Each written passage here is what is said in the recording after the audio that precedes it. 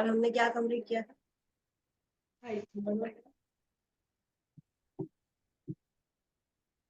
Online students,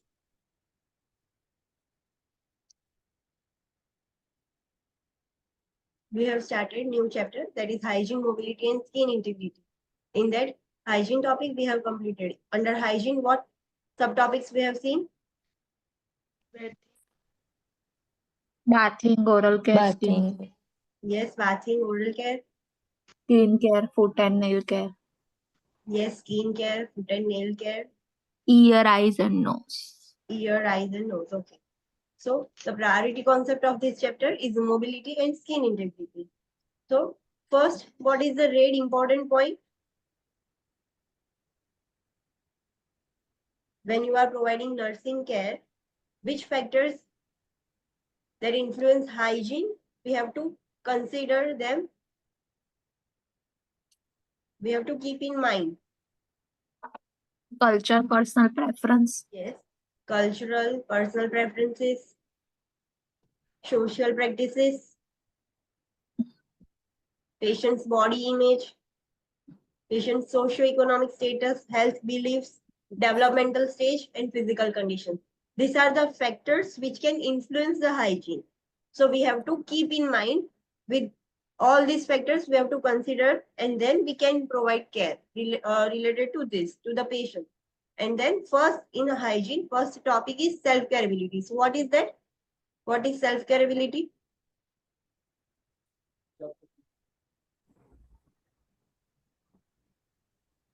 In this topic, what we have seen?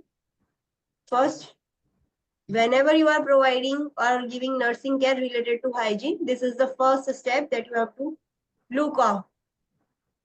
assessment, Assessment of self-care ability, whose patients की nurses की patient, patient की yes patient खुद से कितनी self care कर सकता है, that you have to assess first. We have to always maintain independence. Patient जितना खुद से कर सकता है उसको खुद से ही करने देना है. जिसमें उसको प्रॉब्लम हो रहा है, you can assist the patient in that problems. So first always assess the self care ability. Patient की self care ability कैसी है, उसका विजन कैसा है, उसकी मसल स्ट्रेंथ कैसी है, फ्लेक्सिबिलिटी कैसी है, बैलेंस कैसा है, उसका थर्मल और टेक्टाइल स्टिम्युलेशन कैसा है, स्किन का सेंसेशन, वो सब पहले असेसमेंट करो. What is the very important point in self care ability?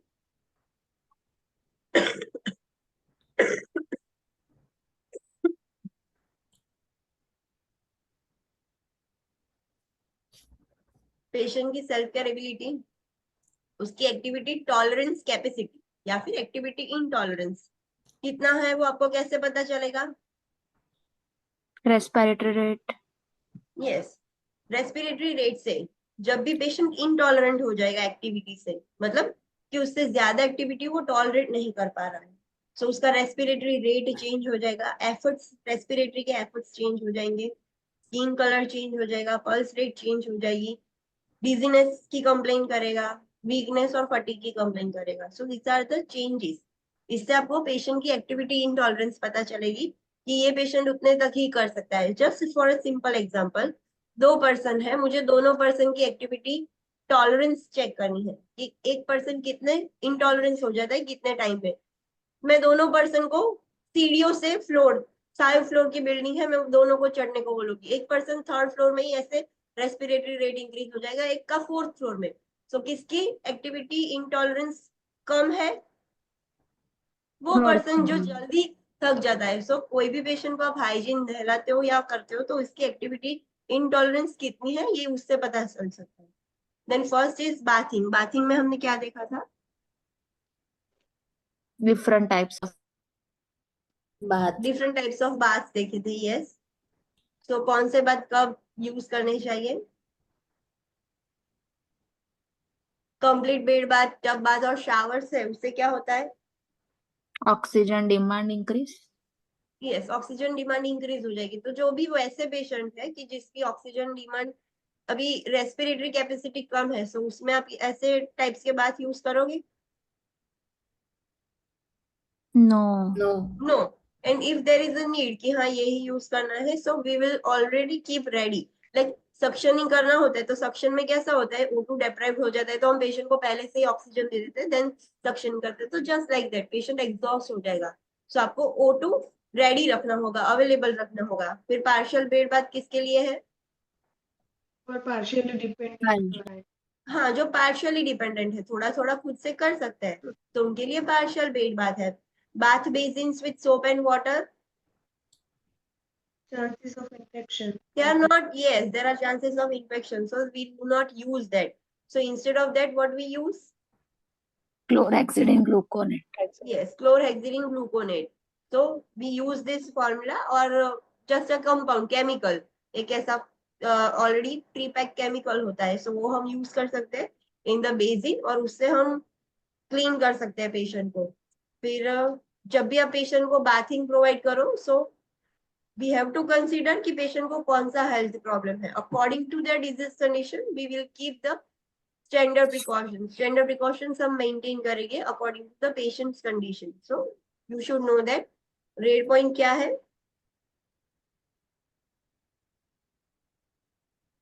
For hygiene care, nurse should know allergy of soap. हाँ, before hygiene we are providing hygiene और बेड बाथिंग जो भी कर रहे हैं, सो उससे पहले पेशेंट के कोई एलर्जी है या नहीं, कोई सोप से कैसा रिएक्शन आता है, क्या है, कोई कॉस्मेटिक प्रोडक्ट्स आप अप्लाई कर रहे हो तो उससे कोई एलर्जी है या नहीं, सो वो आपको पहले से पता होना चाहिए। Then we have seen perineal care. Perineal कौन से पेशेंट है जिसको पेरिनियल इन्फेक्शन का रिस्क ज्यादा है? Urinary tract ओके, जिसको यूरिनरी कैथेटर हो उसको पेरिनियल इन्फेक्शन हो सकता है। surgery, rectal canal surgery. Yes, rectal और जेनाइटल सर्जरी हो जिसने Red. Undergone. Urinary incontinence. Genital surgery. Okay. Sorry, Urinary Post- incontinence. Women who are postpartum, then Male जो who are uncircumcised uncircumcised. Male है। Yes, तो this are the patients जिसको perineal infection का risk ज्यादा है। फिर लाइक कौन से पेशेंट ऐसे हैं कि जिनमें पेरिनियल स्किन ब्रेकडाउन का रिस्क ज्यादा है? fecal and urinary incontinence. Yes, जो फ्रीक्वेंटली यूरिन और फीसिस पास कर रहे हैं, तो फ्रीक्वेंटली क्लीनिंग के वजह से उनकी स्किन ब्रेकडाउन हो जाएगी। सो फीकल और यूरिनरी इनकंटिनेंस होगा तो देन Obesity. ओबेस हो गए क्लाइंट, उनको भी स्किन ब्रेकडाउन का रिस्क ज्यादा है due to friction. Urinary catheters. Yes, urinary catheter होंगे तो उससे भी हो सकता है। एंड ड्रेसिंग की वजह से, सर्जिकल ड्रेसिंग वहां पर हो तो उससे भी फ्रिक्शन होगा और स्किन ब्रेकडाउन होगा। What is the red important point the nurse has to keep in mind?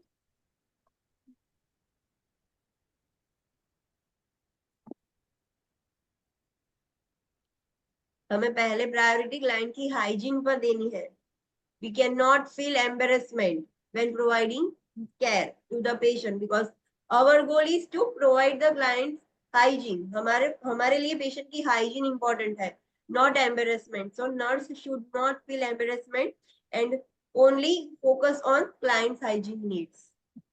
Then skin care हमने देखा था, तो स्किन केयर करते वक्त आपको जब भी स्किन केयर करो तो स्किन का असेसमेंट तभी कर सकते हो।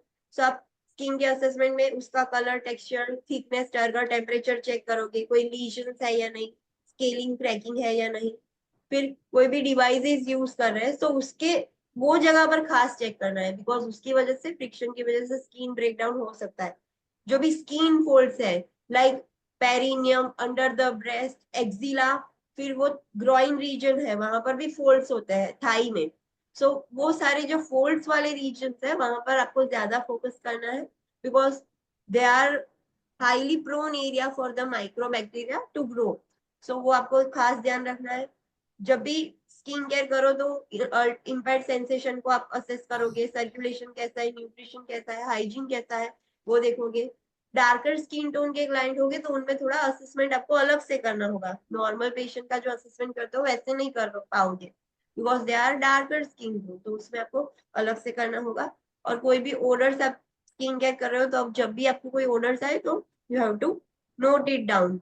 फिर कौन से रिस्क फैक्टर्स है जिसकी वजह से स्किन प्रॉब्लम हो सकता है?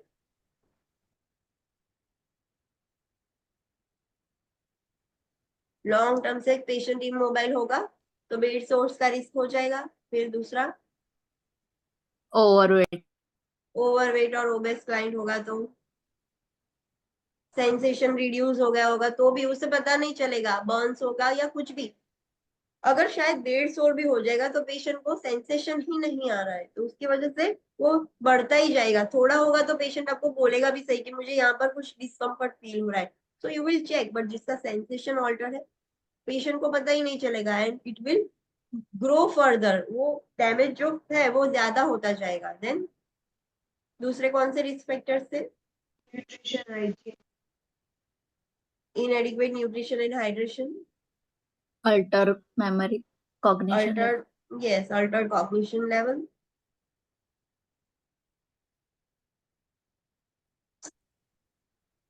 excessive perspiration, excessive urination, defecation, wound drainage, कोई भी मेडिकल डिवाइसेस है for example mask, NG tube, तो उसकी वजह से भी स्किन ब्रेकडाउन हो सकती है, वैस्कुलर इनसफिशिएंसी। कॉमन कौन से स्किन प्रॉब्लम्स आपको देखने को मिलेंगे पेशेंट में?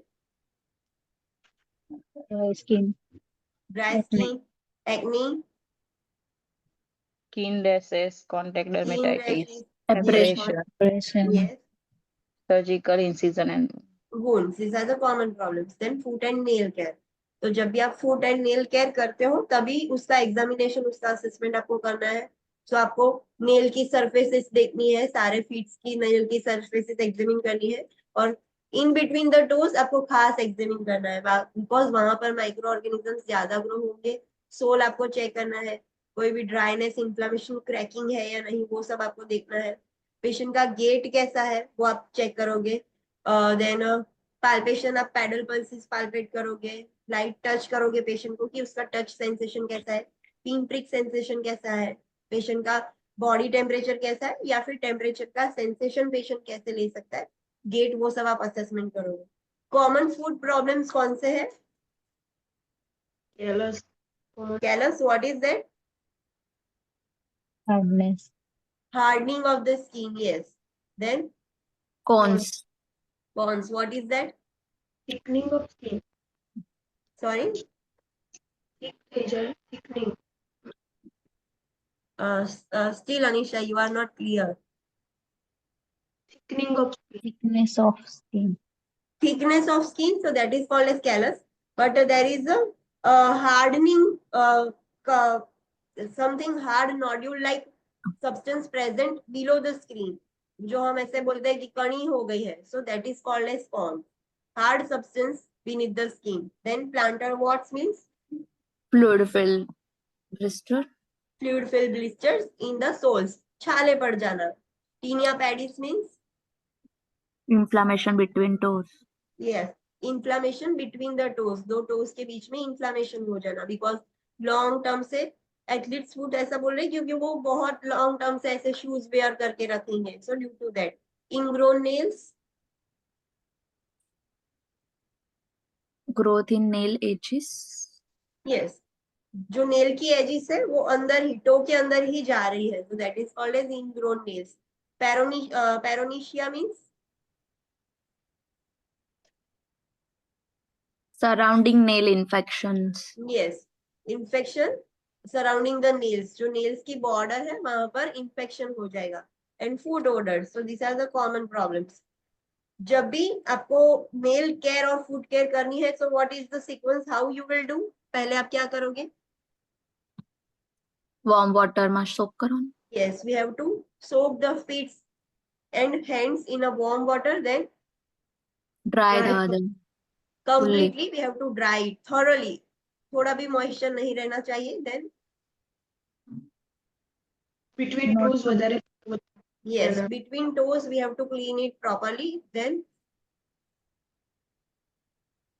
nails, ट्रिम करवाना straight, trim, yes, we can trim the nails.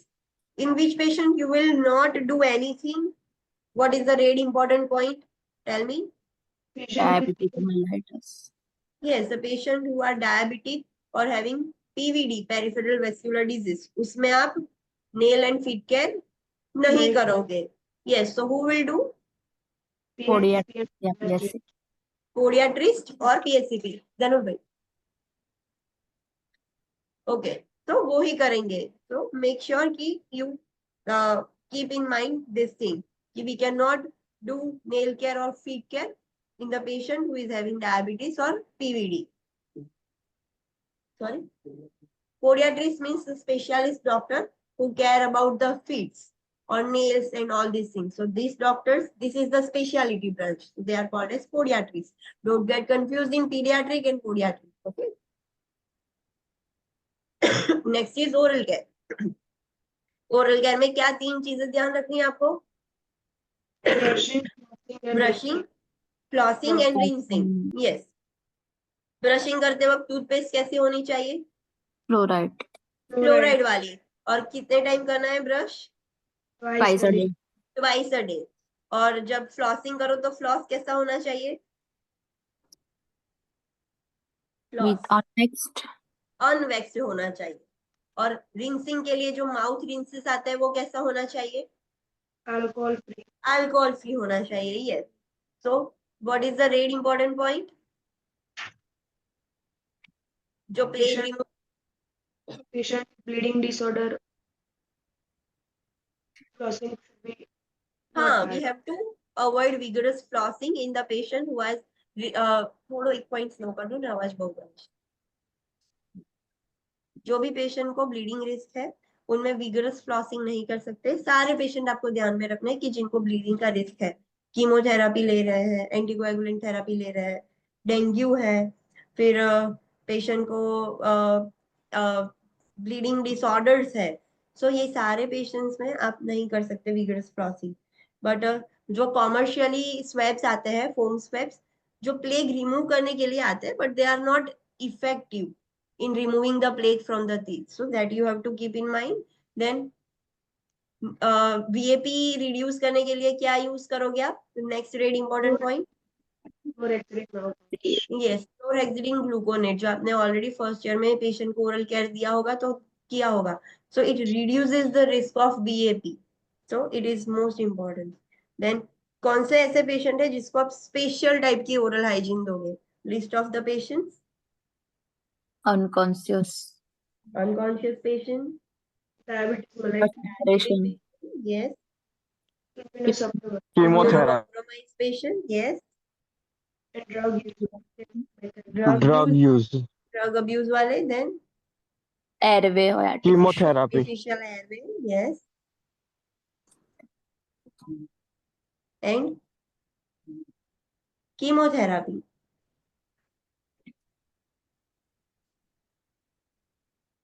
Sorry.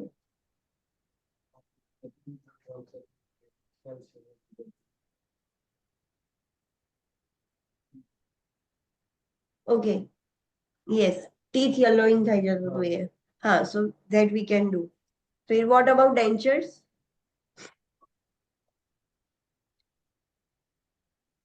Dentures क्यों कैसे आप करोगे हैंडल? Clean करवाना. Label container में जने. Yes, we have to put the dentures in a specific container, not elsewhere. Then रात को डेंचर्स रिमूव करते हैं to give the rest to the gums. और डेंचर्स कैसे रखोगे? सोक करके, ओवरनाइट सोक करके रखना है. जब भी पेशेंट मील लेता है सो डेंचर भी रिंस करने हैं और पेशेंट को भी माउथ भी रिंस करवाना है पेशेंट का. और जितने भी रिमेनिंग टूथ है उसको भी ब्रशिंग और फ्लॉसिंग करवाना है रेगुलरली. हेयर केयर रिलेटेड आपको पेशेंट की रेफरेंस लेनी होगी. What type of shampoo, conditioner, hair oil they want. Then assess the scalp. जब भी आप हेयर केयर करते हो तो स्कैल्प आपको देखना है. क्या 2 चीज आप चेक करोगे पेशेंट के हेयर पर? Pediculosis capital.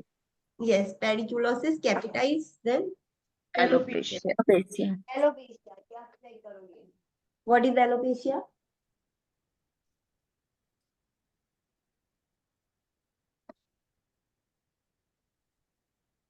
Loss of hair. Loss of hair. टाल पड़ी जाए एक. Yes. What is the rate important point? जो लोग इमोबिलाइज होता है पेशेंट, उनके हेयर कैसे हो जाएंगे? Matted. यस, मैट और टेंगल हो जाएंगे. सो फ्रीक्वेंटली आपको क्लीन और ब्रश करना होगा, बिकॉज पेशेंट कितना भी अच्छा हो, प्रॉपर हो, बट उसके हेयर अगर प्रॉपर नहीं होंगे, so it will create a negative impact on overall sense of wellbeing. So it is very important. Then shaving के लिए हमने ध्यान में रखा था. What is the red important point regarding shaving? जिसको भी ब्लीडिंग रिस्क है, इलेक्ट्रिकल रेजर यूज करो. yes, we cannot use normal razors because of risk of bleeding. तो जिसको भी ब्लीडिंग डिसऑर्डर्स है, एंटीकोएगुलेंट थेरापी ले रहा है, या फिर जो भी प्रोन है जिसको ब्लीडिंग हो सकता है, सो उसको रेजर, नॉर्मल रेजर यूज नहीं करना है. Instead of normal razor, what things you can use? Electrical razor, electrical electric razor, clippers, shavers, electric shavers, or other thing what we can say, Trimmer. trimmers. Yes. So these are the devices you have to use instead of razors. Shaving कैसे करना था वो हमने देखा था कि normally everyone knows कि कैसे शेव करना होता है. Then we have seen about eyes, ears and nose care. जब भी आईज, ईयर और नोज केयर करो तो तीनों का फंक्शन भी आपको चेक करना है कि दे आर फंक्शनिंग वेल और not. What is the red important point?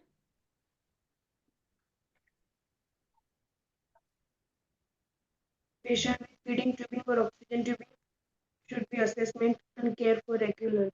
Yes, जो भी पेशेंट है जिनको ऑक्सीजन ट्यूबिंग, फीडिंग ट्यूब और नेजोट्रेकियल ट्यूब यूज कर रहे, सो वो सारी ऐसे नोज से होकर, चिक से होकर कान के पीछे जाएगी. सो फ्रीक्वेंटली वहां पर रहने से रेडनेस और स्किन ब्रेकडाउन हो सकता है, तो वो खास असेस करना है, उन पर बहुत फोकस देना है.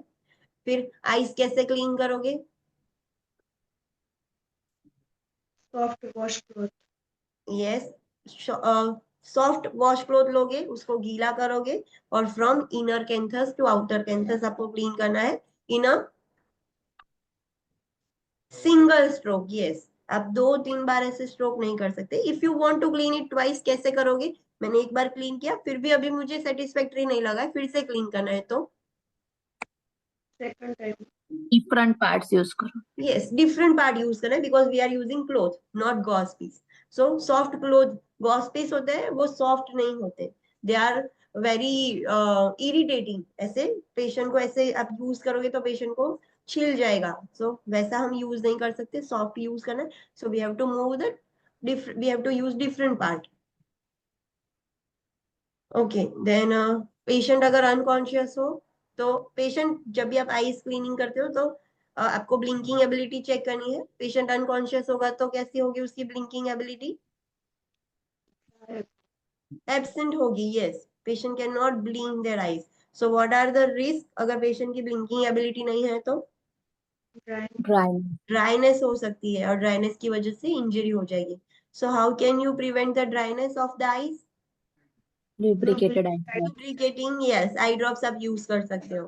फिर ईयर क्लीनिंग में मेजरली आपको सेरुमेन ही क्लीन करना होता है, बट अगर इम्पेक्टेड हो गया हो, बहुत भर गया हो, तो इरिगेशन करके निकालना पड़ेगा. What advice you will give to the patient? Avoid Q-tips. Yes, avoid Q tips. जो ईयरबड्स होते हैं वो यूज नहीं करना, और कुछ भी कान में नहीं डालना है.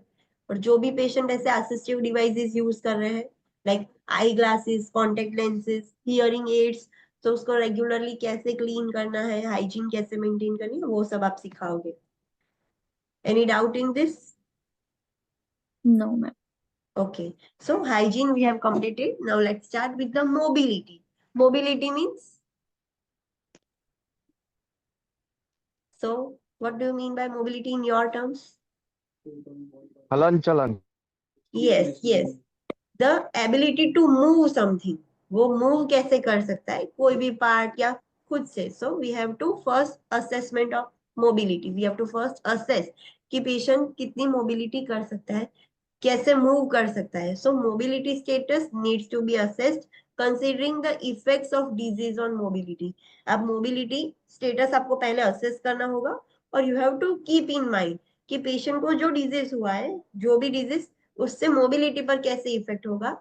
फॉर एग्जाम्पल पेशेंट को फ्रैक्चर हुआ है, so mobility will be completely impair. So according to disease, ये डिजीज के कैसे इफेक्ट्स है मोबिलिटी पर, ये आपको कंसीडर रख के असेसमेंट करना होगा.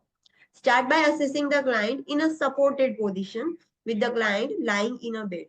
पहले आप असेस करोगे पेशेंट को सपोर्टेड पोजीशन में, पेशेंट को पेशेंट सो रहा है और उसमें ही आप मोबिलिटी चेक करोगे, मूवमेंट चेक करोगे पेशेंट के लेग्स की, आर्म्स की. But patient is lying on the bed, पहले उसमें असेसमेंट कर लिया. Then you will check next, assess the clients moving into sitting position. अभी सोने से क्लाइंट ऐसे सिटिंग पोजीशन में कैसे मूव कर रहा है, अब वो मोबिलिटी आपको चेक करनी है.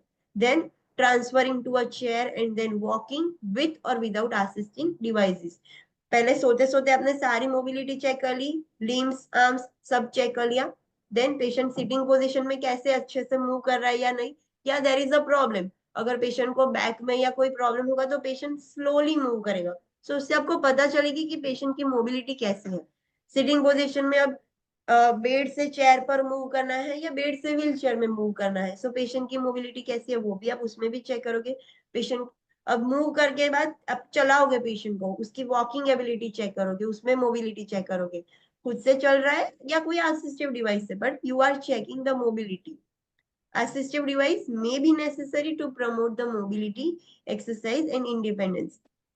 अगर पेशेंट मूव नहीं कर सकता, पेशेंट बोल रहा है कि मैं चल नहीं सकता, सो you can provide assistive devices. Assistive devices से उसकी मोबिलिटी प्रमोट होगी.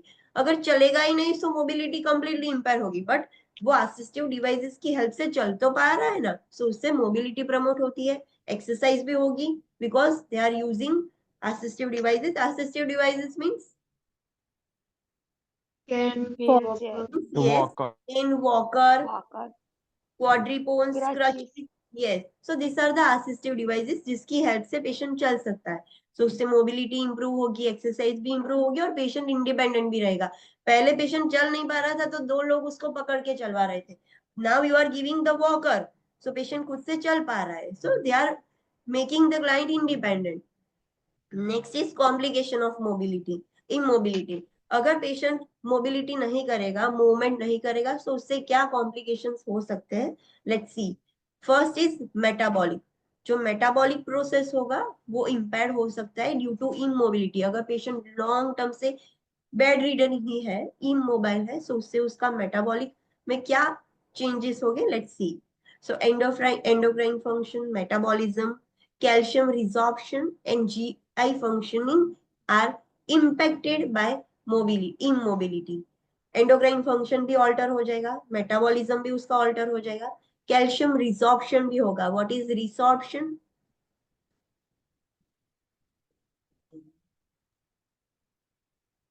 कैल्शियम ट्रांसफर થાય Bone wash from out where ना टू થાય. वेयर? બોનમાંથી મસલમાં यस, जो बोन्स हो गए, अगर पेशेंट लॉन्ग टर्म से इमोबाइल है, बेड रिडन है, तो उसके बोन्स में से सारा कैल्शियम निकल जाएगा और सारा ब्लड में आ जाएगा.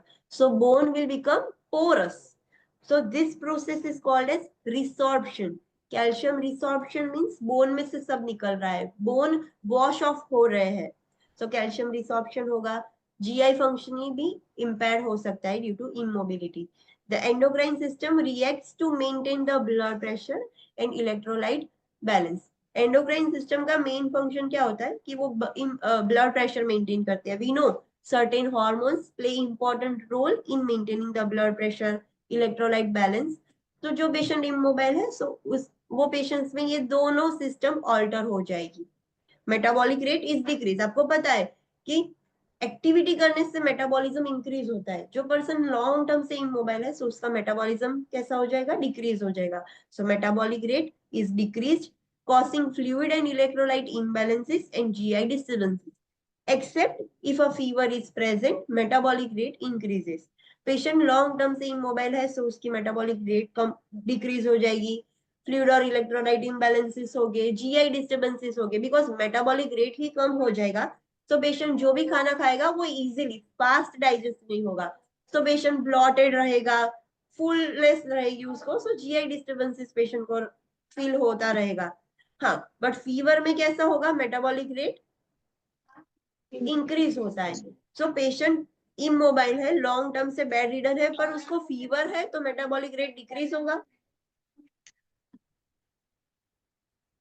ऑनलाइन स्टूडेंट्स, अगर पेशेंट लॉन्ग टर्म से इमोबाइल है but patient is having fever, so आप क्या कंसीडर करोगे? इमोबाइल है, सो मेटाबॉलिक रेट डिक्रीज होगा या इंक्रीज होगा? increase. Why? Because patient is having fever. So fever, surgery, stress, ये सब होता है तो बॉडी की डिमांड इंक्रीज होती है and body increases the metabolic rate. Understood? जब बॉडी स्ट्रेस में होती है सो मेटाबॉलिक रेट इंक्रीज होता है। So this is the thing. So you have to remember, आपको क्वेश्चन दिया गया हो और उसमें सिर्फ immobile है but there is a fever, so don't select answer that metabolic rate decreases. Due to fever the metabolic rate increases. Then calorie and protein deficiency occurs as a body break down proteins, causing a negative nitrogen balance, weight loss from decreased muscle mass and weakness from tissue breakdown. आपने कभी कोई patient देखा हो जो long term से like bed ridden हो, move नहीं कर सकते, ओल्डर पीपल, तो धीरे धीरे वो लाइक उनका मसल वेस्टिंग स्टार्ट हो जाता है। सो लॉन्ग टर्म से इमोबिलिटी की वजह से क्या होगा? कैलोरी एंड प्रोटीन डेफिशिएंसी होगी। बॉडी में जो सारा प्रोटीन है, we know our muscles are made up of protein, so protein breakdown होना स्टार्ट हो जाएगा। ब्रेकडाउन होना स्टार्ट हो जाएगा तो नाइट्रोजन बैलेंस नेगेटिव हो जाएगा। There will be a increase production of waste products. Protein नहीं है बॉडी में बट वेस्ट प्रोडक्शन है। कहाँ से है? जो मसल्स है वो ही ब्रेक डाउन हो रहा है। सो वेट लॉस हो जाएगा बिकॉज सारे मसल्स ऐसे पेशेंट कंप्लीटली लीन हो जाएंगे, सारे वो मसल्स जो हट्टे कट्टे थे वो सब अब दुबले पतले हो गए। सो मसल वेट लॉस भी हो जाएगा due to muscle mass decrease हो गया, उसकी वजह से वीकनेस भी हो जाएगी पेशेंट को टिश्यू ब्रेकडाउन की वजह से। तो patient are now completely weak.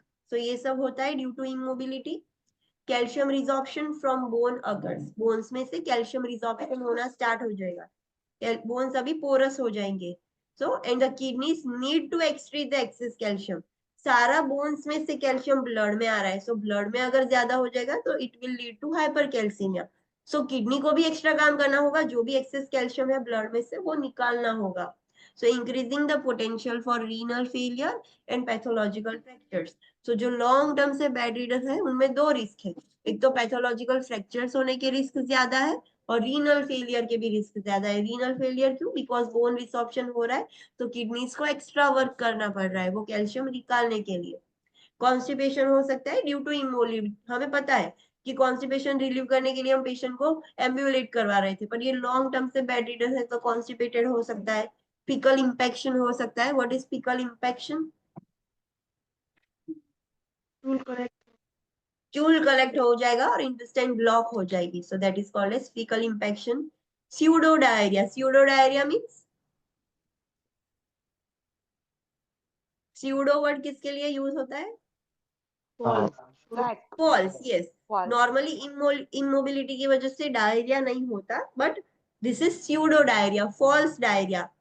सो और बॉवेल ऑब्स्ट्रक्शंस भी हो सकता है इमोबिलिटी की वजह से। तो this are the related to metabolic changes जो बॉडी में हो रहे हैं, endocrine, GI system, metabolic. So ये प्रॉब्लम्स पेशेंट को हो सकते हैं इमोबिलिटी के related. Next is respiratory system पर क्या इफेक्ट होगा अगर पेशेंट लॉन्ग टर्म से इमोबाइल है तो?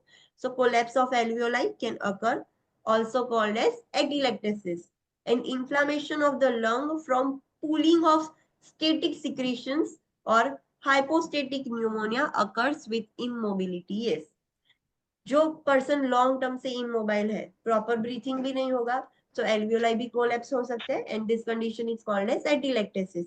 अगर पेशेंट ऐसे ही इमोबाइल है तो जो सारे सिक्रीशंस है वो भी बाहर नहीं आ रहे हैं, लूजन आउट नहीं हो रहे हैं, सो उसके वो कूलिंग ऑफ द सिक्रीशंस, वो सारे सिक्रीशंस अंदर ही है, सो उसकी वजह से इन्फ्लामेशन हो जाएगा। इन्फ्लामेशन ऑफ द लंग्स और alveoli is called as pneumonia. Long term immobility से न्यूमोनिया भी हो सकता है। हाइपोस्टेटिक न्यूमोनिया भी बोल सकते हो। हाइपोस्टेटिक मीन्स वो पेशेंट, हाइपोस्टेटिक वर्ड ऐसा डिफाइन करता है कि वो पेशेंट लॉन्ग टर्म से इमोबाइल है, जस्ट लाइक अ स्टैच्यू, उसकी वजह से न्यूमोनिया हुआ है, that is called as hypostatic pneumonia. And this all occurs with the immobility. Prolonged immobility can eventually lead to ineffective cough, allowing mucus to remain in the airways, which causes pneumonia. Yes, long term से patient immobile है, सो जो उसकी coughing ability है वो भी ineffective हो जाएगी। Normally हम जब ऐसे कॉफिंग करते हैं तो जो म्यूकस होता है वो बाहर आता है, और जो इमोबाइल है उसके मसल्स भी वीक हो गए, सो उनका कॉफिंग मैकेनिज्म है वो भी इनइफेक्टिव हो जाता है। उसकी वजह से म्यूकस अंदर ही रहता है, एयरवेज में ही रहता है, बाहर नहीं निकल पाता। अगर म्यूकस ही अंदर रहेगा तो there will be inflammatory process and it will lead to pneumonia, pneumonia हो जाएगा पेशेंट को। So these are the problems of immobility on the respiratory system. Cardiovascular system में क्या problems होगी due to immobility? Let's see. Orthostatic hypotension हो सकता है. What is that? Orthostatic hypotension means? Position change करते वक्त बीपी सडनली Yes. ड्रॉप था.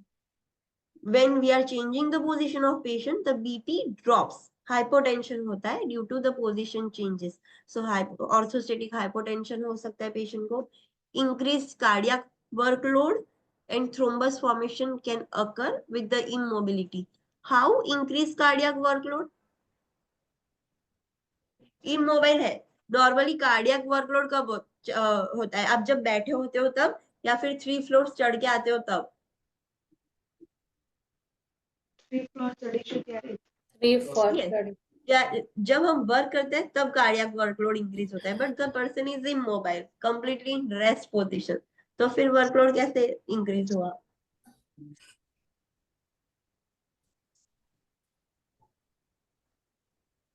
Okay, let's see. But cardiovascular पे 3 इफेक्ट्स होते हैं. एक तो ऑर्थोस्टेटिक हाइपोटेंशन हो जाएगा, कार्डियक वर्कलोड इंक्रीज हो जाएगा, और थ्रोम्बस फॉर्मेशन भी हो सकता है due to immobility. Thrombus formation कैसे? इमोबाइल છે તો ब्लड पुलिंग की वजह से ब्लड वहां पर जमा होता रहेगा और ब्लड पुलिंग की वजह से थ्रोम्बस हो जाएगा. Why cardiac workload increases? Let's see. When changing the position, the client may describe dizziness, lightheadedness, or nausea, pallor, tachycardia, or fainting can occur. This is the orthostatic hypotension. जब patient long term से immobile है और आप उसकी position change करोगे, तो patient will tell about the dizziness. Patient को ऐसे dizziness feel होगा, lightheadedness feel होगा, nauseated feel होगा, pallor हो जाएगा client. जैसे ऐसे ऑर्थोस्टेटिक हाइपोटेंशन होगा, so for as a compensatory mechanism tachycardia होगा पेशेंट को, और फेंटिंग भी हो सकता है, चक्कर आके पेशेंट गिर भी सकता है. Oxygen consumption increases as cardiac demand increases. Why?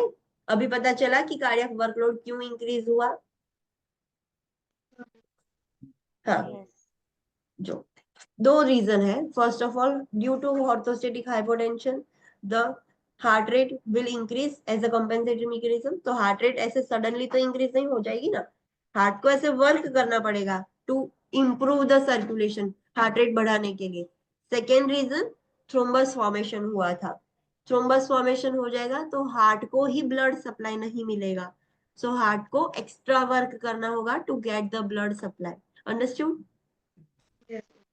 So these are the reasons why cardiac output or workload increases. And accumulation of platelet, fibrin, clotting factors, and other blood elements attaches to the vessels and occludes the blood flow, also known as thrombus. Blood flow ही occlude हो जाएगा तो heart को ज्यादा work करना पड़ेगा कि blood flow proper maintain होता रहे एज अ कंपेंसेटरी मैकेनिज्म. तो हार्ट का वर्कलोड इंक्रीज हो जाएगा due to thrombus formation and orthostatic hypotension. Understood? Now why it increases? Yes, ma'am. Okay. Next, musculoskeletal system पर क्या changes होंगे due to immobility? So protein loss can occur. हमने वो already देखा था. Protein loss can result in the loss of lean body mass, leading to weakness.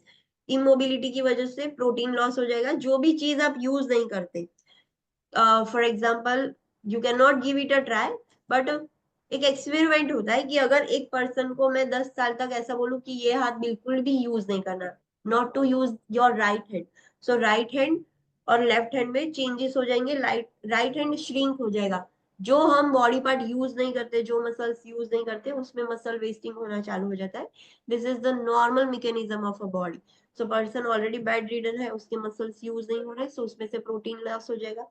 Protein loss की वजह से पूरा उसका बॉडी मास भी कम हो जाएगा, loss of the lean body mass, और पेशेंट वीक हो जाएगा. Weakness can lead to heighten risk of falling. Patient already weak है, सो फॉलिंग के रिस्क भी ज्यादा हो जाएंगे, पेशेंट कभी भी गिर सकता है. Disuse osteoporosis as a result of bone resorption can occur. Yes, musculoskeletal disuse osteoporosis. Disuse means patient use नहीं कर रहे थे, उसकी जो बॉडी थी, उसके जो जॉइंट्स थे वो यूज नहीं कर रहे थे, तो पड़े पड़े उसमें ऑस्टियोपोरोसिस हो गया। और क्यों हुआ? So due to the bone resorption, तो उसकी वजह से ऑस्टियोपोरोसिस हो गया। That's why the doctor says जितनी लाइफस्टाइल सेडेंटरी होगी ऑस्टियोपोरोसिस का रिस्क उतना ज्यादा है, because to make your bone stronger you have to work. Bones को मूव करना होगा। अगर आप बोन्स को कुछ भी मूव ही नहीं करोगे, so there will be a risk of osteoporosis. Joint contractures can occur such as foot drop and can be permanent and debilitating complications of immobility. Joint contractures हो जाएंगे। Joint contractures means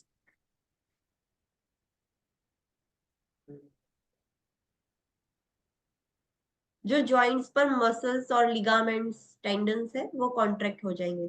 so patient के जो भी mobility के लिए जो joints आपने देखा होगा, जो भी पर्सन लॉन्ग टर्म से इमोबाइल होते, सो उनके आर्म्स और फिंगर्स इतने रिजिड हो गए होते हैं जो भी पोजीशन में। इफ दे आर क्लोज तो क्लोज ही रहेंगे, ओपन तो ओपन ही रहेंगे। जो जैसी पोजीशन में है वो वैसे रिजिड हो जाएंगे। उनमें फुट ड्रॉप भी ऐसे देखने को मिलता है, फुट ऐसे ड्रॉप ही रहेगा ऐसे। यू कैन नॉट मेक, हमारा फुट हम कंट्रोल कर सकते हैं अप डाउन अप डाउन, उनके ऐसे ड्रॉप फुट हो गए और उसमें रिजिड हो गए कि आप ऊपर भी नहीं कर सकते। सो ड्रॉप फुट ये बहुत कॉमन है और ये परमानेंट है। अभी वो पेशेंट ऐसा ही है, परमानेंट, जो जैसा था उसमें वैसे ही मसल्स रिजिड हो गए, जॉइंट कॉन्ट्रैक्चर हो गए। Now it is a permanent loss, permanent debilitating complications of immobility. अभी वो ठीक नहीं हो सकता। नेक्स्ट, यूरिनरी प्रॉब्लम क्या होगा due to immobility? So when lying flat, urine does not empty into the bladder as readily without the aid of gravity, causing urinary stasis. अगर patient ऐसे सुपाइन ही रहेगा तो यूरिन जितना एम्प्टी होना चाहिए from kidneys to bladder वो नहीं होगा, वो ग्रेविटी की वजह से एम्प्टी होता है। तो जितना स्टैंडिंग पोजीशन में एम्प्टी होता है उतना सुपाइन पोजीशन में एम्प्टी नहीं होगा। सो उससे यूरिनरी स्टेसिस हो जाएगा, यूरिन वहां का वहां ही जमा रहेगा। यूरिनरी स्टेसिस हो जाएगा तो there is a risk of renal stone. Yes, calculi होने के रिस्क ज्यादा हो जाएंगे। So urinary stasis increases the risk of urinary tract infection and renal calculi, दोनों चीज का रिस्क बढ़ जाएगा। यूटीआई भी हो सकता है, बिकॉज जो भी चीज वैसे की वैसे स्टेडी रहेगी, so there will be inflammatory reaction, UTI हो सकता है और रीनल कैल्कुलाई भी होगा। Dehydration and concentrated urine, which commonly occurs with immobility, further increases the risk of infection and calculi. Patient अगर सुपाइन पोजीशन में होता है, जो भी पेशेंट लॉन्ग टर्म से इमोबाइल होता है, सो उतना पानी वो कंज्यूम नहीं करते, तो due to dehydration and concentrated urine, again it increases the risk of infection and calculi. So these are the complications of immobility on the different system: metabolic, respiratory, musculoskeletal, cardiovascular, urinary, integumentary पर क्या changes हो गए? So immobility is a major risk factor for pressure injury and impaired skin integrity. जो person long term से immobile है उसको सबसे ज्यादा रिस्क किसका होगा? प्रेशर इंजरी का। What is that? Bed sores. Yes, so bed sores का रिस्क बहुत ज्यादा होता है और उससे skin integrity, skin integrity means जो इंटेक्ट स्किन है, अच्छी स्किन है, वो इम्पेयर हो जाएगी। Bony prominence are area most affected by the pressure injuries. Pressure injuries कहाँ पर होती है? जहां पर bony prominence होता है। फॉर एग्जाम्पल पेशेंट ऐसे सुपाइन पोजिशन में है तो कैप्यूला है, वो bony prominence है। जो बटक्स है वो bony prominence है। जहां पर बोन्स ऐसे ज्यादा होंगे वहां पर प्रेशर इंजरी ज्यादा होने के रिस्क है। Pressure over the bony prominence disturbs the cellular metabolism and oxygenation to the affected areas. जो बोनी प्रोमिनेंस है, जहां पर बोन्स का प्रेशर ज्यादा है स्किन पर, सो प्रेशर की वजह से सेल्यूलर मेटाबॉलिज्म डिस्टर्ब हो जाएगा, ऑक्सीजनेशन डिस्टर्ब हो जाएगा, जो सारे अफेक्टेड एरियाज है, और उसकी वजह से वहां पर बेड सोर्स हो जाएंगे और नेक्रोसिस भी हो सकता है। साइकोलॉजिकल साइकोसोशियल इम्पैक्ट क्या होगा due to immobility? So changes in the coping. जो पर्सन लॉन्ग टर्म से इमोबाइल है, सो वो बहुत ही अभी चिड़चिड़ा हो जाएगा। The person can not cooperate because they are completely immobile, they are completely dependent on someone, so their psychosocial or their mental status changes. So there is changes in coping, cognitive और sensory functions में changes हो जाएगा, emotional responses can result from immobility. उनका जो emotional responses है, छोटी छोटी बात पर वो रोने लगेंगे, डिप्रेस हो जाएंगे कि I am now completely dependent on someone and all this. so these things happens. Depression may result from the changes in daily routine as a result of immobility and can lead to withdrawal. Patient completely immobile हो जाएगा, bedridden हो जाएगा, so उससे depression भी हो सकता है, patient depress हो जाएगा और उसकी वजह से वो विड्रॉल करेगा, सबसे दूर रहने का ट्राई करेगा। They will withdraw anything. अगर पेशेंट को आप ऐसा बोलो कि हम आपको कोई फंक्शन पे ले जाते हैं, व्हील चेयर में लेके जाएंगे, तो भी वो मना करेगा कि नहीं, I don't want to go anywhere else. तो डिप्रेशन भी हो सकता है due to immobility. So this are the different complication on different system. Immobility की वजह से ये सिस्टम में क्या चेंजेस होंगे, ये सिस्टम में क्या चेंजेस होंगे, that we have study. Next is crutch walking. Now crutch walking देखना है। Creche means what? क्रचेस क्या होते हैं?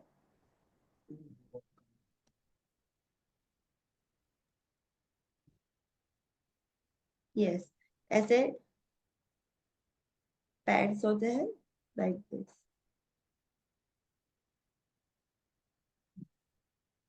यहाँ पर हैंडल होता है, ऐसा दोनों हाथ में ऐसे पकड़ते हुए देखा है ना, दिस इज द क्रचेस। आपने देखा होगा कि दोनों हाथ में ऐसे यहाँ पर आर्म सपोर्ट करने के लिए होता है, यहाँ से आप पेशेंट यहाँ से पकड़ता है क्रचेस को, यहाँ से पेशेंट क्रचेस को होल्ड करेगा and patient will hold like this और patient can move. So this are the crutches. So crutch walking कैसे करना है, क्या ध्यान रखना है, let's see about it. Okay, so an accurate measurement of a client for crutches is important. All students have already studied this in the musculoskeletal. Tell me, crutches में आपको क्या ध्यान रखना है? We have already completed this. For new students, we are going to repeat this again. But जो old students है, tell me. કે જે એનું ડિસ્ટન્સ છે ને એક્ઝિલા થી થોડું મેન્ટેન હોવું જોઈએ, કેમ કે ત્યાં There should be nerve 2 to 3 fingers distance between axilla and the pad of the crutch. Axilla में पूरा ऐसे tight नहीं होना चाहिए, otherwise क्या होगा?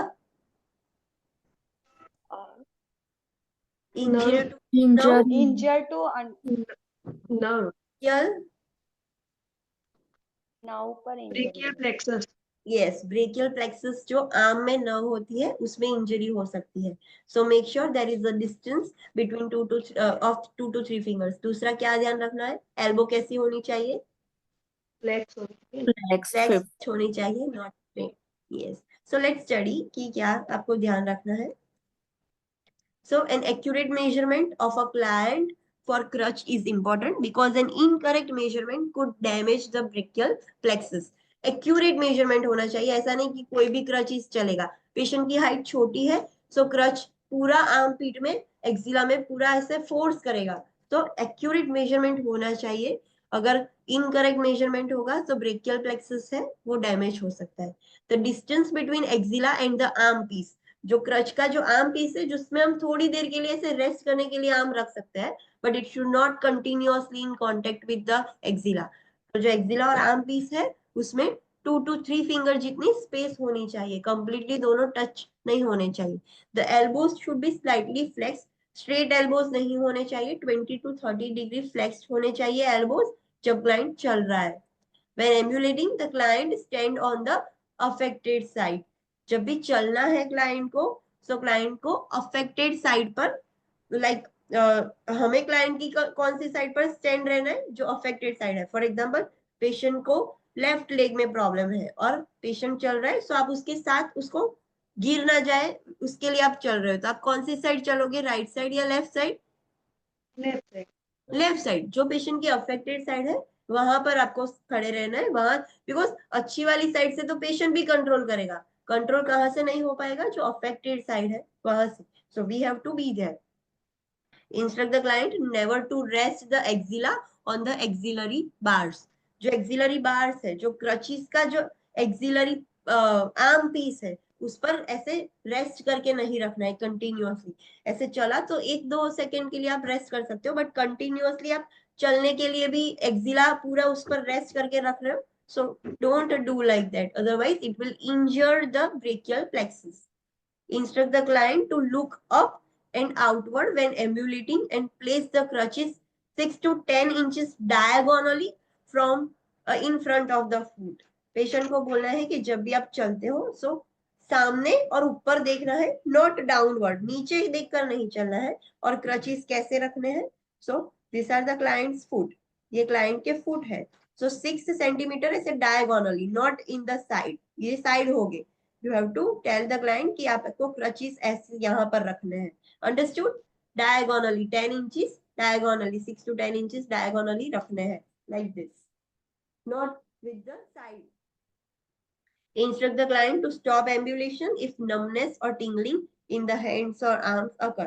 पेशेंट को बोलना है कि अगर numbness और tingling sensation आ रहा है हाथ में तो तुरंत ही रुक जाना है। वो numbness क्यों हुआ? Due to the pressure in the armpit, जो plexus, brachial plexus है, that is a nerve, तो उस पर continuous pressure होगा तो पेशेंट को numbness और tingling sensation हो जाएगा। तो अगर ऐसा होता है तो पेशेंट को बोलना है कि take a rest and then start the ambulation again, but at that time you have to stop the ambulation. Okay, next is different types of gates. There are, old students, how many types of gates? 2.3 2-point gate, 3-point gate, 3-point gate, 4-point gate, 4-point gate, and Swing. swing through gate and swing to gate, both. swing to gate. yes, there are two types of swing gate, swing through and swing to gate. Two gate. Yes, let's take a short break, then we will study different types of gate. This is so important, आपको पता होना चाहिए, like ये gate में कैसे चलना है, 3-point gate में कैसे चलना है, 4-point gate में कैसे चलना है. So this is important. Next we will also going to study कि सीढ़ी चढ़ते वक्त कैसे चढ़ना है with the help of crutches, सीढ़ी उतरते वक्त कैसे उतरना है. So this is so important. So let's take a short break, then we will study the different types of crutch gates.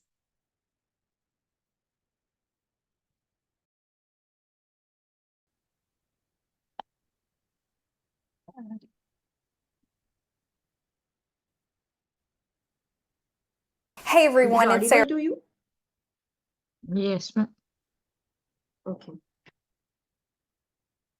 With registerednursern.com, and today we're going to demonstrate how to do the 2-point gait using crutches. So the 2-point, we're going to have 2 points on the ground at a time, whether it's a crutch or a foot. So what does it look like? Well, this is where the patient will move the crutch on the injured side. So we're going to say it's the right side. So they move the right crutch and they move the left foot together. Then they will move the left crutch on that non-injured side and the right foot together. So you have 2 points. Understood? Why it is called as 2-point gate? Because एक leg और एक creche का जो and है दोनों साथ में चल रहे हैं, so that's why it is called as 2-point. पहले कौन सा क्रच यूज करना है और कौन सा लेग यूज करना है? Affected leg. Yes, crutch of the affected leg. For example ये पेशेंट को राइट साइड में लेग में प्रॉब्लम है, राइट साइड में डॉक्टर ने बोला है कि ज्यादा वजन नहीं लेना है पैर पर, सो राइट साइड का क्रच एंड लेफ्ट साइड का फुट दोनों साथ में लेगा patient, so that is 2-point. Next step में जो ऑपोजिट है, लेफ्ट साइड का crutch and right foot, so this is how patient will walk. So this is 2-point gait. Understood? Thank you so much for watching, and don't forget to subscribe.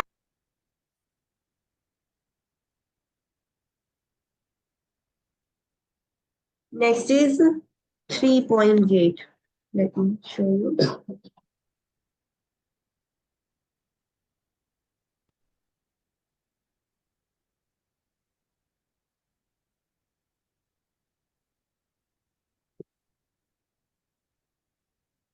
Hey everyone, it's Sarah with registerednursern.com, and today we're going to demonstrate how to do the 3-point gait while using crutches. And this is where they move both crutches and the injured leg together at the same time, and then they will move the non-injured leg.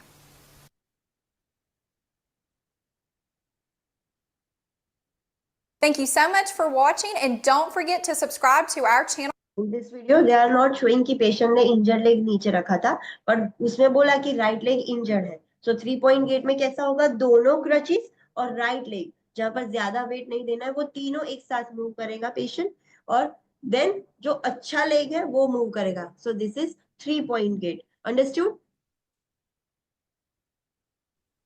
Yes और no? Yes, ma'am. Next is 4-point gait.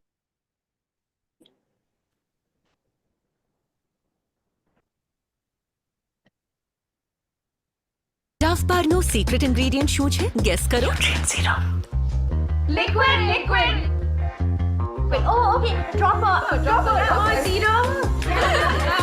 Dove પારનો secret ingredient છે nutrient serum જે 1/4 મોઇસ્ચરાઇઝિંગ cream સાથે તમને આપે નરિશ ત્વચા 24 કલાક સુધી Dove beauty bar. Hey everyone, it's Sarah with RegisteredNurseRN.com, and today we're going to demonstrate how to do the 4-point gait while using crutches.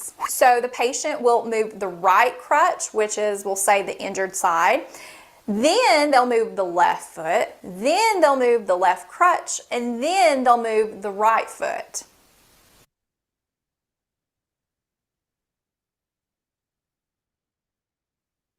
Thank you so This is somewhat different. 2-point और 4-point में कितना difference है? 2-point में दोनों, एक पैर और एक क्रच दोनों साथ में था. 4-point में पहले creche, then foot, then crutch, then foot. So this is how the patient is moving. Understood? The difference पता चला कैसे मूव करना है? Yes. Now let's see. Ma'am एक Swing बार to- क्लियर करा सकते हो ये 2 and 4 वाला, लाइक थोड़ा Sorry. ये 2 point एंड जो 4 point वाला गेट है ना उसमें थोड़ा कंफ्यूजन है, तो एक बार फिर से आप Okay. मतलब Okay. क्लियर कर. Yes, हाँ. Let me show you 2-point and then 4-point. दोनों फिर से दिखाती हूँ. The basic difference, 2-point में क्या होगा? पेशेंट लेग और क्रच दोनों साथ में उठाएंगे और मूव करेंगे. So there will be 2 points. 4-point में एक एक एक एक करके मूव करेगा. पहले creche, then leg, then crutch, then leg. This is in 4-point. और 2-point में क्रच और लेग दोनों साथ में होगा. Let me show you again. Then you can easily get the idea.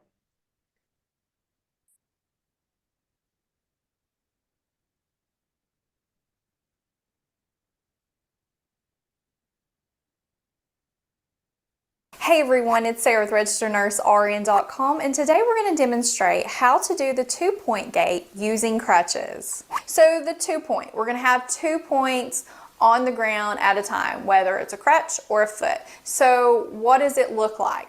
Well, this is where the patient will move the crutch on the injured side. So we're going to say it's the right side. So they move the right crutch and they move the left foot together. Then they will move the left crutch on that non-injured side and the right foot together. So you have 2 points. Got that point? कैसे move किया? हाँ एक साथ.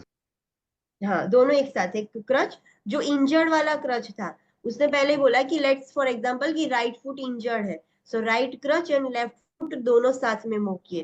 Then second step में left crutch and right foot. So this is how the patient will move.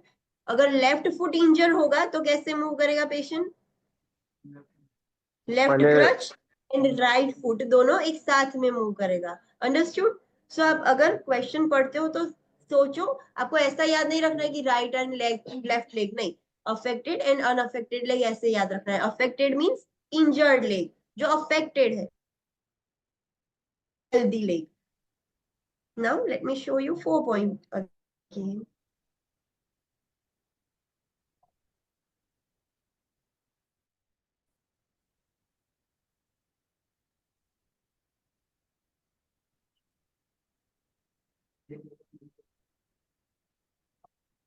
Hey everyone, it's Sarah with RegisteredNurseRN.com, and today we're going to demonstrate how to do the 4-point gait while using crutches. So the patient will move the right crutch, which is, we'll say, the injured side. Then they'll move the left foot. Then they'll move the left crutch, and then they'll move the right foot.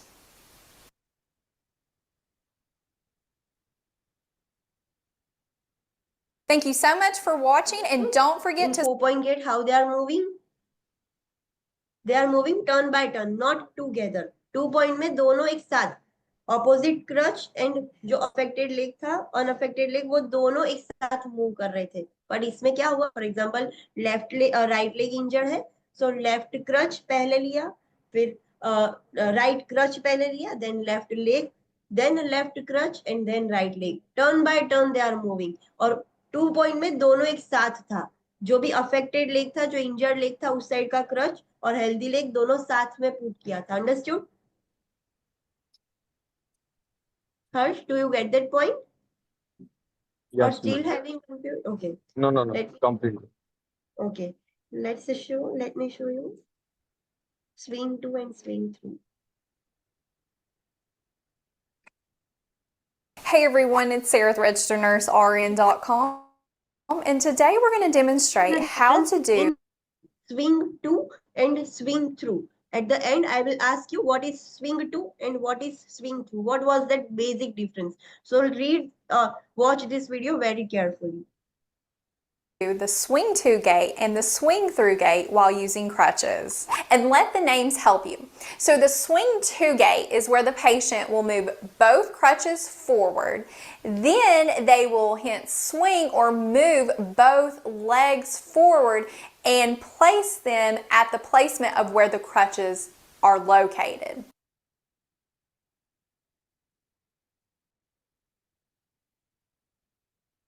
Now, the swing through is very similar to this. They will move both crutches forward, then they will move both legs forward, hence swing both legs forward, but they will swing it past the crutch placement. Thank you so much for watching, and don't forget. Okay, tell me what is the difference in swing 2 and swing through? Online students, Yes, ma'am. what was the difference? Swing 2 માં જે advance મતલબ ક્રચીસ લીધા એના પાછળ રહેવાનું કાં તો એના સુધી રહેવાનું, પાસ નહીં કરવાના ક્રચીસને. સ્વિંગ 3 માં Yes. ક્રચીસને પાસ કરીને આગળ क्रॉस જવાનું. कर देवाना। Yes, so swing 2 kind of gait में क्या होगा, दोनों क्रचिस रखे और पेशेंट ऐसे स्विंग करके झूला झूल के पेशेंट मूव हो रहा है। बट स्विंग 2 में वो मैक्सिमम क्रचिस के तक ही जाएगा, क्रचिस से बियॉन्ड नहीं पैर रखेगा। सो टू द क्रचिस, क्रचिस की लाइन में ही रखेगा। और स्विंग थ्रू में क्या करेगा पेशेंट, क्रचिस के बियॉन्ड पैर रखेगा। सो that is swing through. Understood? Everyone got Yes, that point? ma'am. Okay.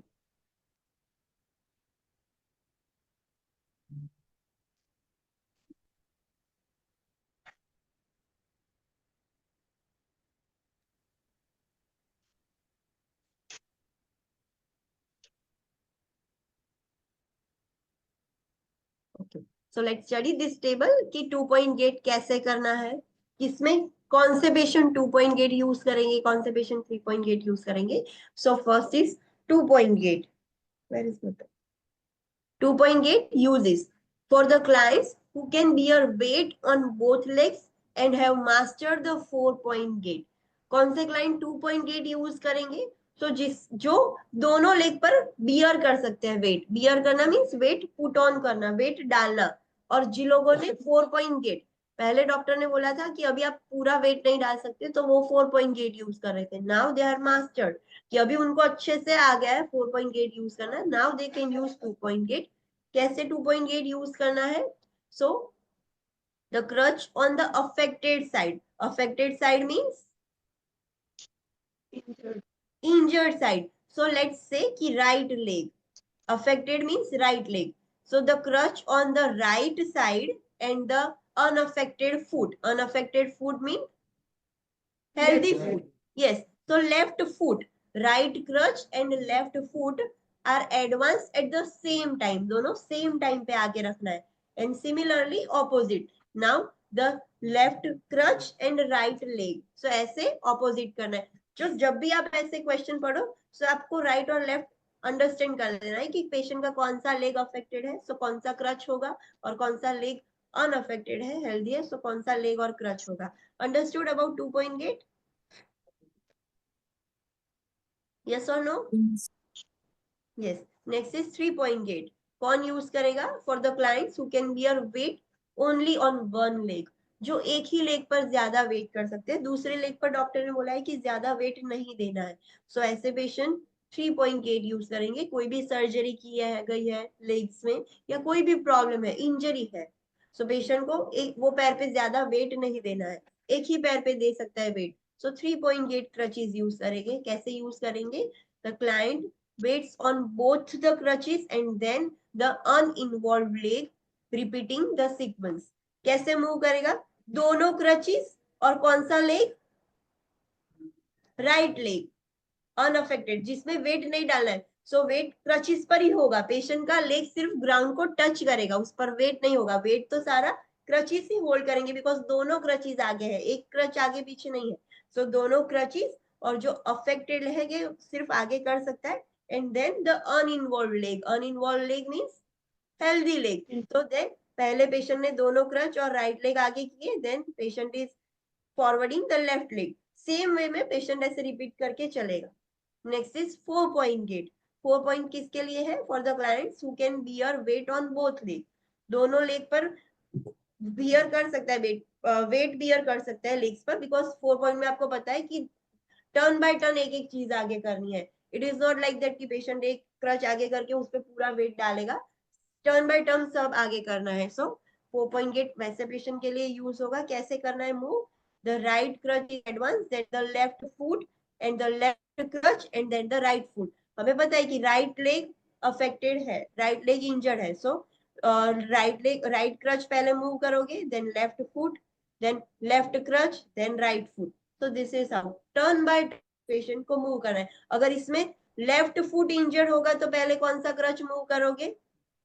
Left crutch, Left right crutch. foot, then Right crutch. right crutch and left foot. So this is how the movement will change. हमें always right and left leg याद नहीं रखना है, affected unaffected याद रखना है, और जब भी सिचुएशन होगी उसके अकॉर्डिंग राइट लेफ्ट आप कर सकते हो। Then next is swing through gait. Swing through gait किसके लिए है? पेशेंट के लिए। So for the clients who have adequate muscle and balance in the arms and legs. Swing जो उसका मसल और मसल स्ट्रेंथ अच्छी हो और बैलेंस अच्छा हो वही यूज कर सकता है। अगर मसल वीक हो गए तो स्विंग करने के चक्कर में पेशेंट गिर जाएगा। तो जिसमें मसल पावर अच्छा हो, बैलेंस अच्छा हो आर्म्स और लेग्स का, वही patient swing through gait use कर सकते हैं। और commonly use by the clients with paraplegia who wear the weight supporting braces on their legs. Paraplegia means, what is paraplegia? Lower extremities में paralysis. Paralysis of the legs, दोनों legs में paralysis है, तो वैसे पेशेंट ये use करेंगे because उसके arms में उसको प्रॉपर स्ट्रेंथ चाहिए। सो दोनों क्रचेस मूव करके सिर्फ लेग को स्विंग करना है। Leg they can not lift their leg, वो लिफ्ट नहीं कर सकते पैराप्लेजिया की वजह से, और उनमें सपोर्टिव ब्रेसेस ऐसे लगाए गए हैं लेग्स में, सो डायरेक्टली उनको स्विंग करके ही आगे बढ़ना होगा। So this patient use the swing through gait. So weight with the weight placed on the supported legs, the client places the crutches on stride in front and then swing to or through. अगर crutches तक जाएंगे तो swing to, crutches से beyond जाएंगे then swing through.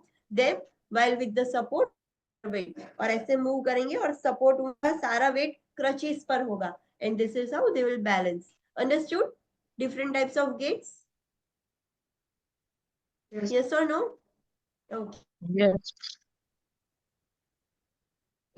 Next is, this is the tip. You can take a screenshot if you want.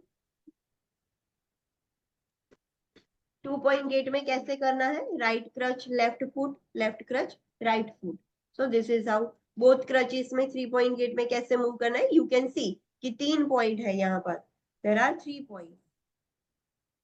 Here there are 2 points. Here there are 3 points. Then one move. 4-point में turn by turn ऐसे एक, पहले ये फिर ये एक एक करके मूव हो रहा है। स्विंग 2 में दोनों क्रच देन दोनों legs, and this is the extra tip that 2 to 3 fingers space should be there in between crutch and axilla. Elbows flex होनी चाहिए। स्टेयर्स पर कैसे चढ़ना है उतरना है that we will see कि up with good leg, down with bad leg। ये नेमोनिक है, ये आपको याद रखना है। Check the rubber tip at the bottom assistive device regularly for the tear or crocks and because it increases the fall risk। अगर जो crutches के नीचे की रबर टिप है वो अगर टॉर्न आउट हो गई है, तो पेशेंट जैसे ही क्रच रखेगा द क्रच विल स्लिप और पेशेंट फॉल रिस्क की इंजरी बढ़ जाएगी. तो this is the image for the tip. एक सारा पूरा गेट्स का और एक्स्ट्रा टिप सारी एक ही इमेज में है. So you can take a screenshot of this.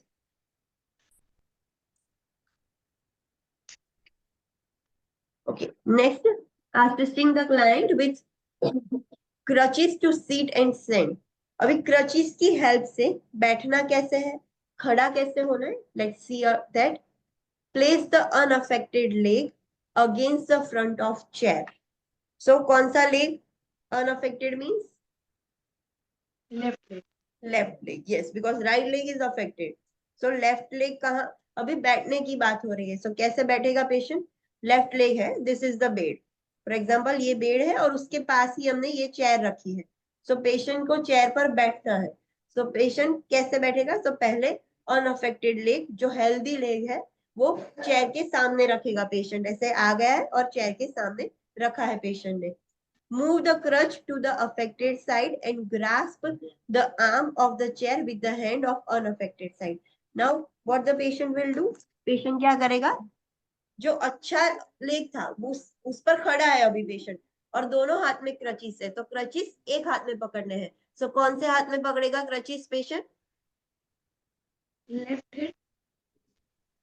जो लेग में प्रॉब्लम है वो हाथ में पकड़ेगा. हाथ तो अच्छे है. सो लेफ्ट लेग से तो वो खड़ा है बैलेंस करके. राइट लेग उसका अच्छा नहीं है. सो लेफ्ट लेग पर ऐसे बैलेंस करके खड़ा है. सो दोनों क्रचिस राइट हैंड में होल्ड कर देगा. जो अफेक्टेड साइड है वहां पर दोनों क्रचिस पकड़ेगा. एंड जो अच्छा हाथ है, जो अनअफेक्टेड साइड का हाथ है, वो पैर तो नीचे ही है. सो उस अनअफेक्टेड साइड के हाथ से चेयर का आर्म, जो चेयर पर हम हाथ रखते हैं, वो आर्म पकड़ेगा patient. Flex the knees of the unaffected leg to lower yourself into the chair while placing the affected leg straight in front of. Patient क्या करेगा, अच्छा वाला लेग और उस साइड वाला हाथ था, उसने चेयर पकड़ी थी. नाउ जो अच्छा लेग है, लेफ्ट लेग है, उसको थोड़ा बेंड डाउन करेगा और पेशेंट चेयर में बैठेगा. और जो अफेक्टेड लेग था, जो राइट लेग था, उसको स्ट्रेट ही रखना है. पेशेंट ऐसे बेंड डाउन नहीं करेगा और ऐसे करके बैठ जाएगा. एंड देन वो क्रचिस साइड पे रख सकता है. नाउ अभी स्टैंडिंग पोजीशन में आने हैं, तो सारे स्टेप्स रिवर्स करने हैं सिमिलरली, बट अभी ऑपोजिट करने हैं. पहले खड़ा होना है, देन क्रचिस, जो कौन से हाथ में क्रचिस होंगे, जो अफेक्टेड लेग था उस साइड क्रचिस होल्ड करेगा. फिर दोनों क्रचिस दोनों हाथ में लेगा. And then this is how the patient will move. Want to see the video, कैसे सीट बैठना है, खड़ा होना है. यस और no. Yes, ma'am. Okay, so let me show you.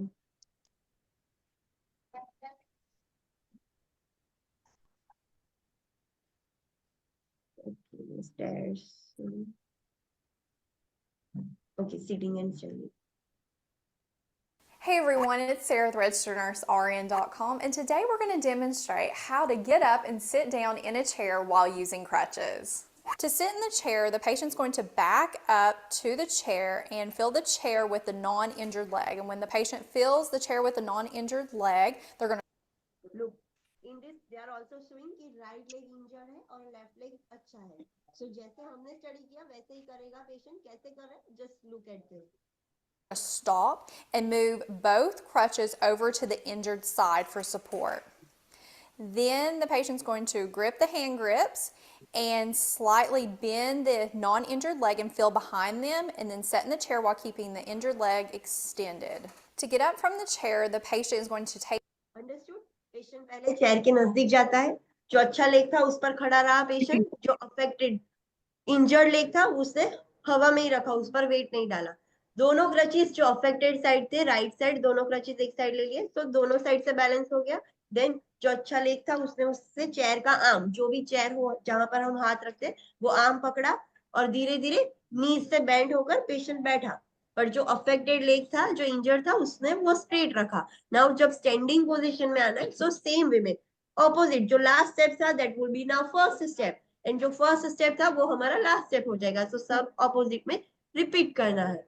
take the crutches and put them on the injured side for support. He's going to keep the injured leg extended and push up on the non-injured side and using the hand grips of the crutches. Then he's going to put the crutches in position.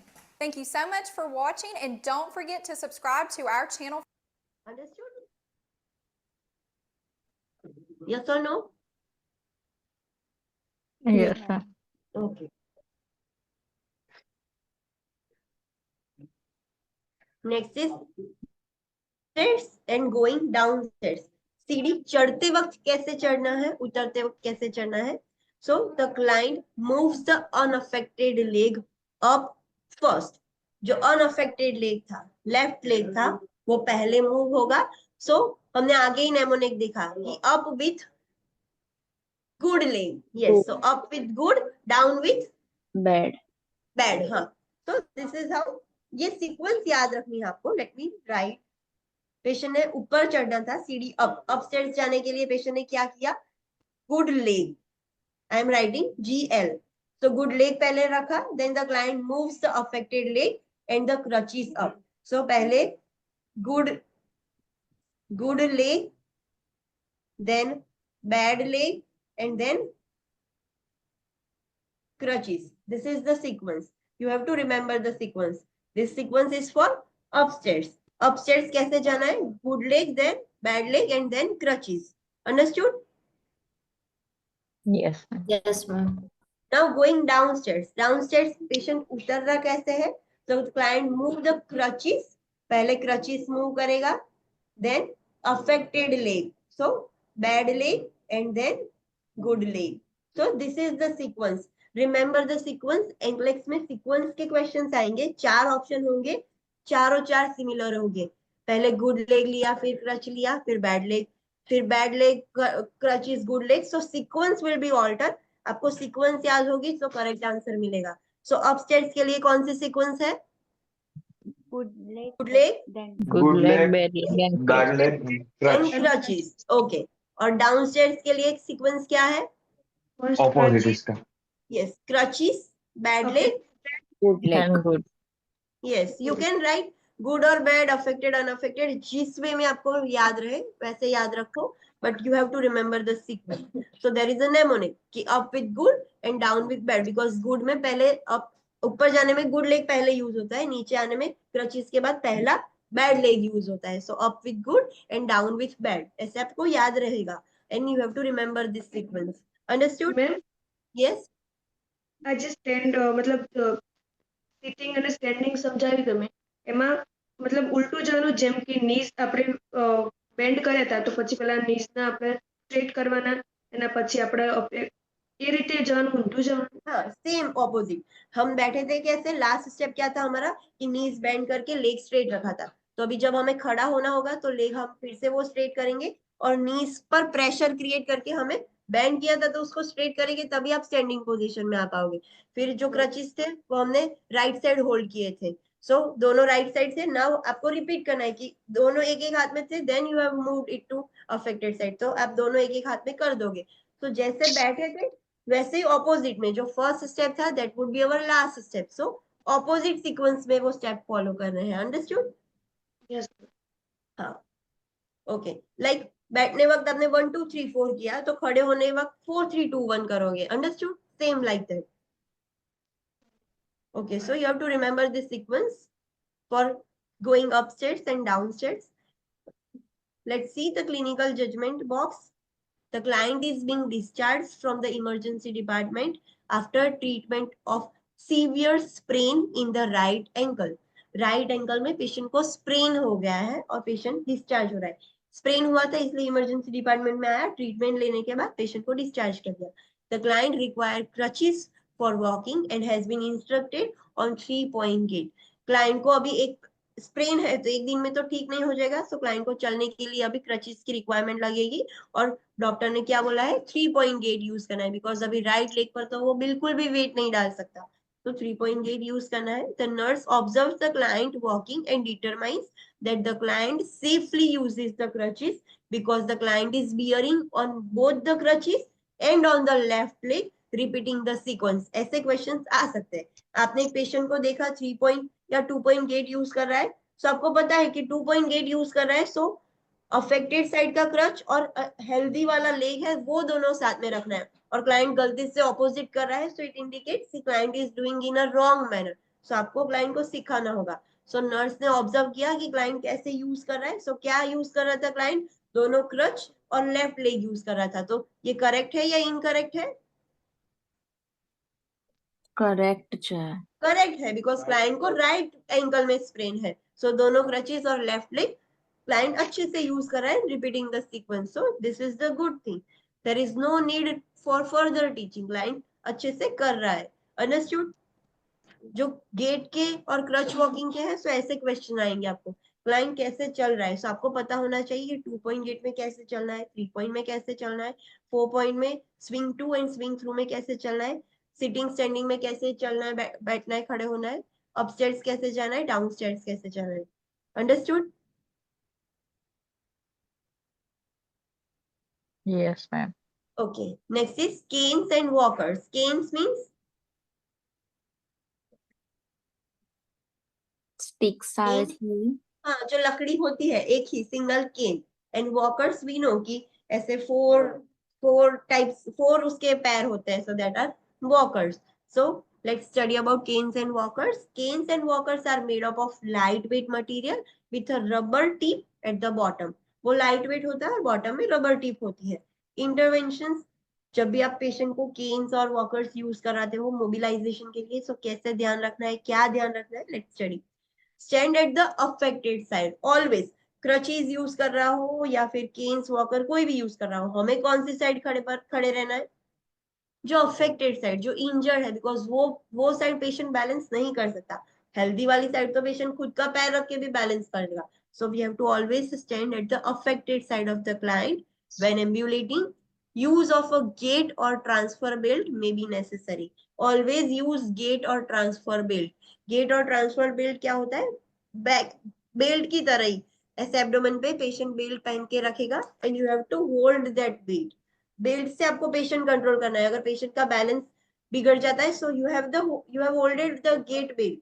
आपने gait belt पकड़ के रखा है, सो आप patient को balance कर पाओगे। So always use gait और transfer belt. The handle needs to be at the level of clients greater trochanter.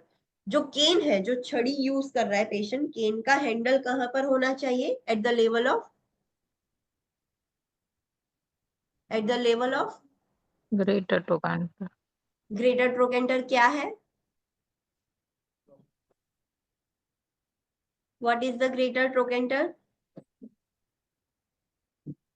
Wall socket पे. यस, वी नो कि ये फीमर बोन है, this is the femur bone, और ये femur का head है। तो this is the greater trochanter. ये जो ऊपर वाला पार्ट है, this is the greater trochanter, this is the lower trochanter. So जो पेशेंट है उसकी हाइट के अकॉर्डिंग जो केन है वो ग्रेटर ट्रोकेंटर, यानी कि जो हिप जॉइंट है ग्रेटर ट्रोकेंटर तक उसका हैंडल होना चाहिए, ना बहुत नीचे होना चाहिए ना बहुत ऊपर, at the level of greater trochanter होना चाहिए। The clients elbow should be flexed at 15 to 30 degree angle, और क्लाइंट की एल्बो भी ऐसे फ्लेक्स्ड होनी चाहिए, not straight. Instruct the client to hold the cane 4 to 6 inches to the side of the foot। Crutches कैसे hold किए थे, diagonally. Keynes कैसे होल्ड करनी है, टू द साइड, फुट की साइड में केन रखनी है।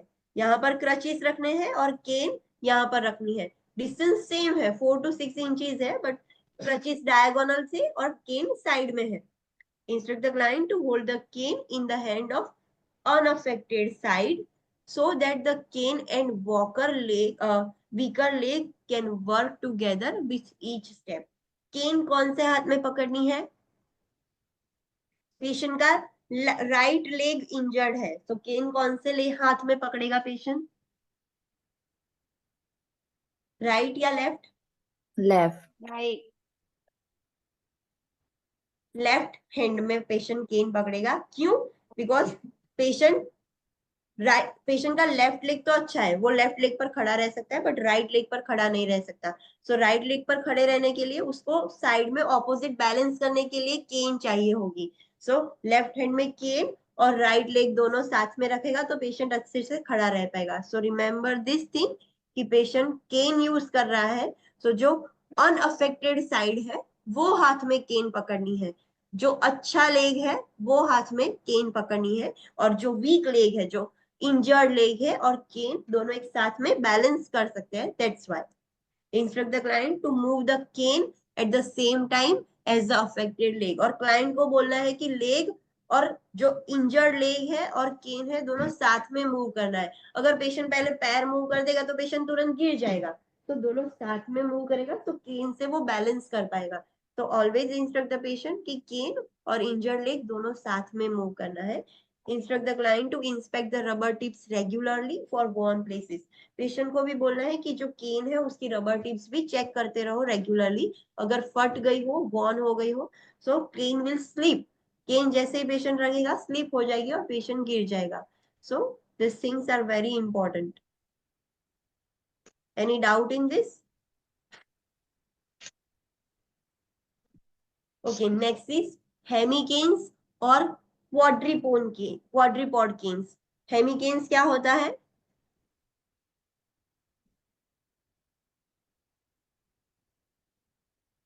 हेमिकेन्स क्या होता है?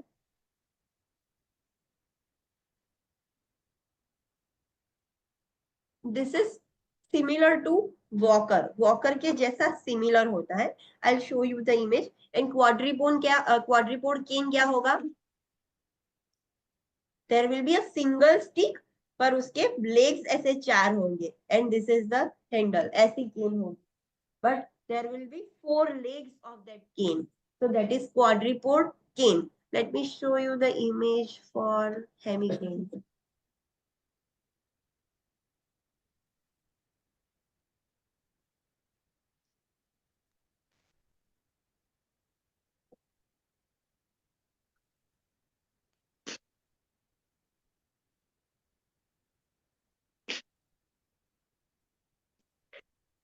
These are the hemicane.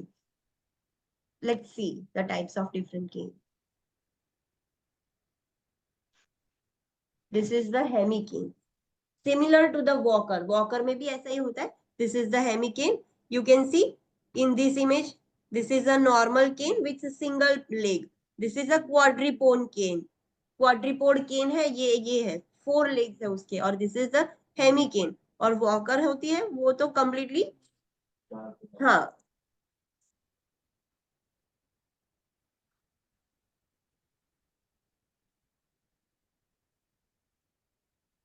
walker cane. So this is the walker. So there is a minor difference between hemicanes and walkers. Understood? Hemicanes कैसी होगी और walkers कैसी है? Yes.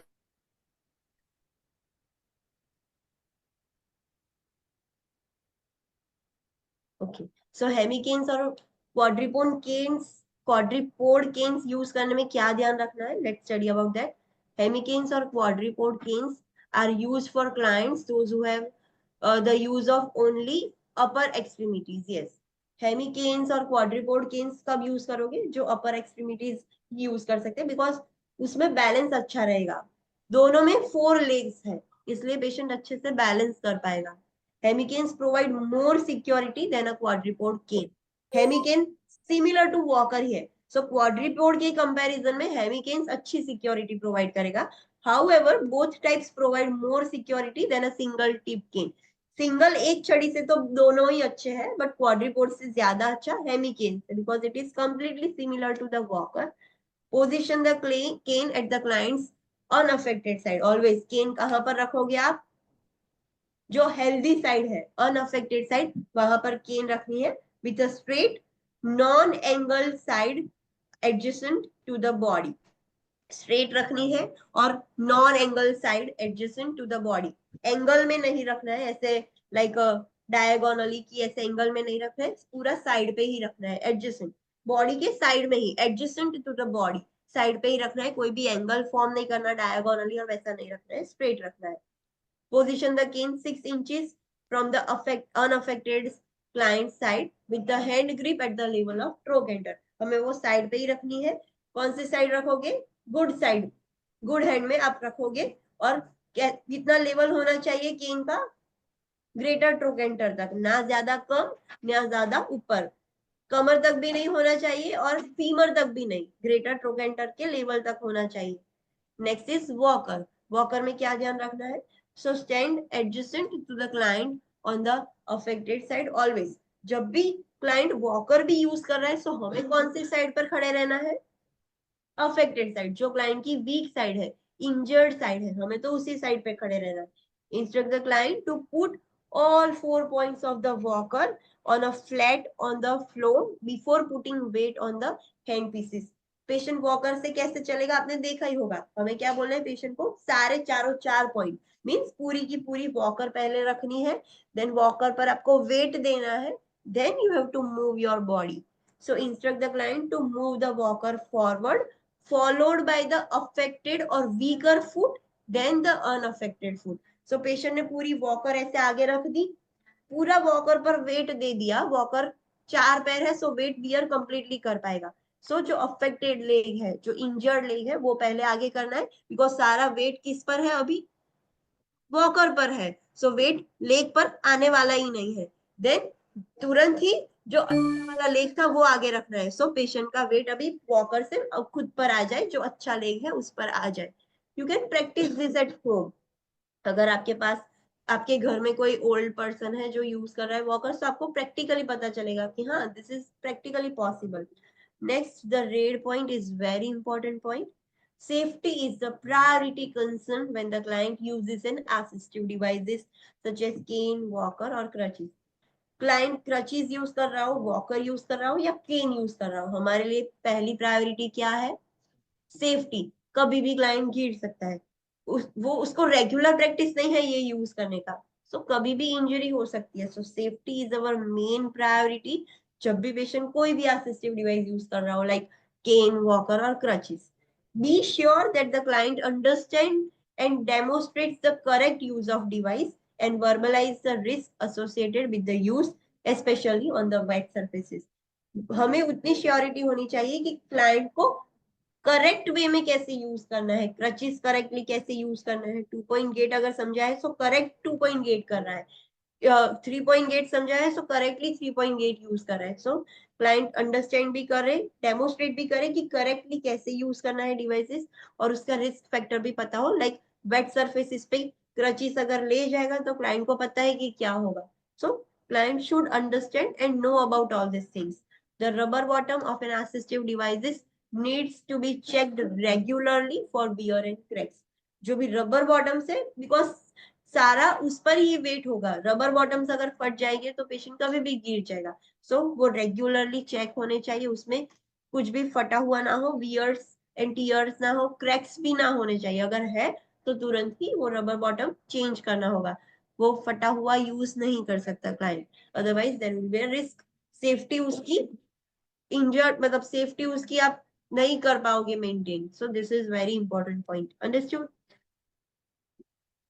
Yes or no? Yes, ma'am. Okay, so this is the end of mobility. Till now we have completed hygiene and mobility. From tomorrow onwards we will start skin integrity. That is the last portion of this chapter. So let's do a quick revision of our today's class. So mobility में पहला topic हमने देखा assessment of mobility. पहले आपको patient की mobility assess करनी है कि पेशेंट कितना मूव कर सकता है. And mobility depends on the disease. जैसा डिजीज होगा उतनी मोबिलिटी अफेक्टेड होगी. सो पहले आप कैसे चेक करोगे? पेशेंट को सुपाइन पोजीशन में ही बेड पर ही कितनी मोबिलिटी है वो चेक करोगे. देन पेशेंट को सिटिंग पोजीशन में लाओगे, तो सिटिंग पोजीशन में आने कैसे आ रहा है, कैसी मोबिलिटी है वो चेक करोगे. ट्रांसफरिंग के वक्त उसकी मोबिलिटी चेक करोगे. वॉकिंग अगर वो खुद से कर रहा है तो खुद से, या कोई असिस्टिव डिवाइस है जिससे भी कर रहा है, तो उसकी मोबिलिटी आप चेक कर रहे हो. असिस्टिव डिवाइस से उसकी मोबिलिटी भी प्रमोट होती है, एक्सरसाइज भी अच्छे से होती है और इंडिपेंडेंट रहता है क्लाइंट. फिर कॉम्प्लिकेशंस ऑफ इमोबिलिटी देखी कि अगर पेशेंट इमोबाइल रहेगा लॉन्ग टर्म से, सो कौन से सिस्टम पर कॉम्प्लिकेशन होगी. सो मेटाबॉलिक फर्स्ट हमने देखा. सो एंडोक्राइन फंक्शन इंपेयर हो जाएगा, मेटाबॉलिक फंक्शन इंपेयर हो जाएगा, कैल्शियम रिसॉर्प्शन होगा और जीआई फंक्शन भी इंपेयर हो जाएगा. एंडोक्राइन फंक्शन का मेन क्या है फंक्शन, इलेक्ट्रोलाइट बैलेंस करना और बीपी रेगुलेट करना, सो वो भी अभी ऑल्टर हो जाएगा, जिसकी वजह से ऑर्थोस्टेटिक हाइपोटेंशन होता है पेशेंट को। मेटाबॉलिक रेट भी इमोबिलिटी की वजह से कैसा होगा, Decrease. डिक्रीज हो जाएगा। यस, इलेक्ट्रोलाइट इम्बैलेंस भी हो गए पेशेंट को, बट अगर पेशेंट इमोबाइल है पर पेशेंट को फीवर है, then the metabolic rate will increase. Increase. Yes, calorie and protein deficiency होगी, प्रोटीन लॉस होना स्टार्ट हो जाएगा, सो बॉडी वेट, पेशेंट का वेट भी कम हो जाएगा और पेशेंट भी थीन दिखेगा, बिकॉज सारा मसल्स वेस्ट हो गया है, मसल वेस्टिंग हो गया है पेशेंट में, कैल्शियम रिसॉर्प्शन होना स्टार्ट हो जाएगा, तो किडनी पर एक्स्ट्रा लोड पड़ेगा टू रिमूव दैट कैल्शियम, और पेशेंट भी ऑस्टियोपोरोसिस हो जाएगा, risk of pathological fractures will increase due to osteoporosis, constipation, faecal infection, pseudo diarrhoea, bowel obstruction भी हो सकता है। रेस्पिरेटरी सिस्टम में दो मेन चीज होगी, एटिलेक्टेसिस एंड न्यूमोनिया। क्यों एटिलेक्टेसिस होता है, बिकॉज मूवमेंट अच्छे से नहीं हो रही, और न्यूमोनिया क्यों होता है, बिकॉज सारे सिक्रेशन स्टेटिक ही है, बाहर नहीं निकल पा रहे, अभी अच्छे से कॉफिंग भी नहीं हो रहा है ड्यू टू वीकनेस, सो सारे सिक्रेशन वैसे के वैसे ही है, उसकी वजह से इंफ्लेमेटरी रिएक्शन स्टार्ट हो गया और पेशेंट को न्यूमोनिया हो गया। कार्डियोवैस्कुलर में तीन चीजें होगी, क्या तीन चीजें होती है इमोबिलिटी की वजह से, orthostatic hypotension, orthostatic hypotension, Thrombus formation. Thrombus formation और cardiac work. Cardiac and out. Increase cardiac workload. Yes, cardiac workload increase हो जाएगा, तो जब भी आप पेशेंट की पोजीशन चेंज करोगे due to immobility, endocrine functions immobile proper नहीं है, ऑर्थोस्टेटिक हाइपोटेंशन हो, तो जैसे ही पेशेंट की पोजीशन चेंज करोगे पेशेंट बोलेगा कि मुझे चक्कर आ रहे हैं, लाइक लाइट हेडेडनेस, तो वैसी कंप्लेन करेगा। ऑक्सीजन डिमांड इंक्रीज हो जाएगी due to that, orthostatic hypotension हो गया है, so as a compensatory mechanism tachycardia होगा। टैकीकार्डिया खुद से नहीं होगा, हार्ट को वर्क करना होगा तभी टैकीकार्डिया होता है, सो हार्ट की O2 consumption, O2 demand increase हो गई है, सो हार्ट का वर्कलोड इंक्रीज हो गया है। थ्रोम्बस की वजह से भी ब्लड पूलिंग था, इसलिए थ्रोम्बस फॉर्मेशन हुआ, और इसकी वजह से ब्लड फ्लो अच्छे से नहीं हो रहा, so this is the another reason कि कार्डियक वर्कलोड इंक्रीज हो रहा है। मस्कुलोस्केलेटल में मसल्स कैसे हो जाएंगे, सारे मसल वेस्टिंग हो जाएगा due to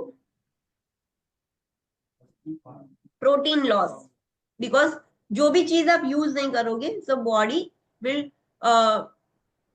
not use that. हमें पता है कि हमारा इवोल्यूशन हुआ है from monkeys, so there are different parts जो अभी हमारे बॉडी में नहीं है, सो वो इवॉल्व होके, जो पार्ट यूज नहीं हो रहे वो इवॉल्व होके चले गए, सो जो चीज हम यूज नहीं करेंगे वो हमारी बॉडी रखेगी ही नहीं, सो मसल वेस्टिंग होना स्टार्ट हो जाएगा। और स्केलेटल सिस्टम में क्या होगा, कैल्शियम रिसॉर्प्शन होगा, यस, तो ऑस्टियोपोरोसिस हो जाएगा, बोन्स वीक हो जाएंगे, देन जॉइंट कॉन्ट्रैक्चर्स हो सकता है, and that will be the permanent, वो अभी ठीक नहीं होगा। यूरिनरी में क्या दो प्रॉब्लम मेन हो सकते हैं, यूटीआई, infection, कैल्क्यूलाई, क्यों, बिकॉज पेशेंट सुपाइन पोजीशन में है और यूरिन को ब्लैडर में आने के लिए ग्रेविटी फोर्स लगेगा, पेशेंट सुपाइन पोजीशन में है, सो यूरिनरी स्टेसिस हो जाएगा, जिसकी वजह से यूटीआई एंड कैल्क्यूलाई हो सकता है। और पेशेंट ऑलरेडी कुछ वर्क नहीं कर रहा है, इमोबाइल है, पानी भी कम पिएगा, so dehydration and concentrated urine again increases the risk, उससे भी क्लाइंट पानी, आपको पता है कि यूटीआई में डॉक्टर क्या बोलते हैं कि पानी ज्यादा पियो, पानी कम पियोगे तो उससे कॉन्सेंट्रेटेड यूरिन आएगा और उसकी वजह से यूटीआई भी हो सकता है और कैल्कुलस भी हो सकता है। इंटीग्यूमेटरी सिस्टम में मेन एक प्रॉब्लम है क्या, pressure injuries, pressure sores, bed sores, this are three different words. और कहां पर ज्यादा रिस्क है प्रेशर इंजरी का, बोनी प्रोमिनेंस, जहां पर बोन्स ज्यादा है तो उस पे ज्यादा है। और साइकोसोशियल इफेक्ट क्या होगा, कोपिंग Depression. ऑल्टर हो जाएगा, डिप्रेस्ड हो जाएगा क्लाइंट, कॉग्निटिव और सेंसरी फंक्शंस ऑल्टर हो जाएंगे, इमोशनल रिस्पॉन्सेस क्लाइंट के ऑल्टर हो जाएंगे ड्यू टू इमोबिलिटी। देन हमने क्रच वॉकिंग देखा था कि क्रच वॉकिंग में क्या ध्यान रखना है, सो नॉर्मली जो एक्सिला आर्म पीस है, आर्म पैड है और एक्सिला के बीच में कितनी जगह होनी चाहिए, 2 to 3 फिंगर्स जितनी जगह कंपल्सरी होनी चाहिए। If there is no space तो what will get injured, brachial plexus, nerves in the axilla, वो डैमेज हो जाएगी। एल्बोज कैसी होनी चाहिए, स्ट्रेट, फ्लेक्स्ड होनी चाहिए 20 to 30 डिग्री, ऐसे फ्लेक्स्ड होनी चाहिए क्रचिस पर। और क्लाइंट को बोलना है कि कंटिन्यूअसली एक्सिलरी बार्स पर ऐसे रेस्ट करके हाथ नहीं रखना है। देन क्रचेस कैसे रखने हैं, डायगोनली, आउटवर्ड ऐसे डायगोनली रखने हैं 6 to 10 इंचेस। और जब भी नमनेस फील हो so we have to advise the client कि स्टॉप एम्बुलेटिंग। फिर 2 पॉइंट गेट कैसे करना है, 3 point gait, 4 point gait, swing to and swing through, दोनों गेट कैसे करना है, कब यूज करेंगे पेशेंट, वो हमने देखा। You have to remember this, this is the simple mnemonic जो आप इजीली याद रख सकते हो। देन बैठना कैसे है, खड़े कैसे होना है, वो हमने देखा, वो आपको याद रखना है। प्रैक्टिकली आप सोच भी सकते हो कि हाँ ऐसे करना है। जब बैठना है सो 1 2 3 4, खड़े होना है सो 4 3 2 1, ऑपोजिट, कंप्लीटली ऑपोजिट डायरेक्शन में रिवर्स करने हैं सारे स्टेप्स। गोइंग अपस्टेयर्स, अप्स के लिए क्या याद रखना है, what is the sequence, Up with good. okay, affected leg, then unaffected leg or bad leg and then crutches. So good, bad, crutches. Going downstairs के लिए क्या सीक्वेंस है, Crutches, then Crutches, up bad with leg, and good. crutches, bad leg and good leg. So you can simple remember like this, up with good, down with bad. Canes and walkers, canes use करनी है, so कैसे use करोगे, so canes की length कितनी होनी चाहिए, कितनी height पर होना चाहिए, at the level of greater trochanter. Greater trochanter, yes greater trochanter तक होना चाहिए, ना ज्यादा कम ना ज्यादा हाइटेड। हमारा एल्बो कैसी होनी चाहिए, फ्लेक्स होनी चाहिए या स्ट्रेट केन्स में, Flex. Flex. फ्लेक्स होनी चाहिए। और केन्स कहाँ रखोगे, डायगोनली, नहीं, साइड में रखें। At the Side, side, yes, to side में ही रखना है, 4 to 6 इंचेस। और कौन से हाथ में केन पकड़ेगा patient, Unaffected. Unaffected. Good hand में, जो भी अच्छा लेग है वो साइड के हाथ में, जो अच्छी साइड है वहां पर केन पकड़ेगा। और हमें कहाँ पर खड़े रहना है, Perfected. affected affected side. Side में, यस, जो इंजर्ड लेग है वहां पर खड़े रहना है। हेमिकेन्स और क्वाड्रिपोन्स में भी सेम लेवल पर रखना है, साइड पे रखना है। और they are more secure, like simple cane से हेमिकेन्स और क्वाड्रिपोन्स ज्यादा, क्वाड्रिपोन केन्स ज्यादा सिक्योर है, उसमें भी हेमिकेन्स बहुत ही सिक्योर है, because this is similar to walker. Walker में भी अगर वॉकर यूज कर रहा है सो हमें भी अफेक्टेड साइड पे ही खड़े रहना है। और पेशेंट को वॉकर पे कैसे चलना है, पहले वॉकर, देन कौन सा leg, affected leg, injured leg, bad leg, ऐसे याद रखो, walker then bad leg and then good leg. अगर patient canes, hemicanes, quadripod canes use कर रहा है तो कैसे चलेगा पेशेंट,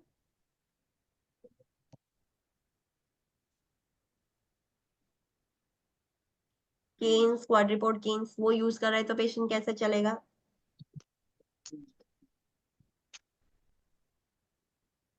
प्रैक्टिकली सोच के बताओ। Your right leg is injured, then you are placing canes and then left leg,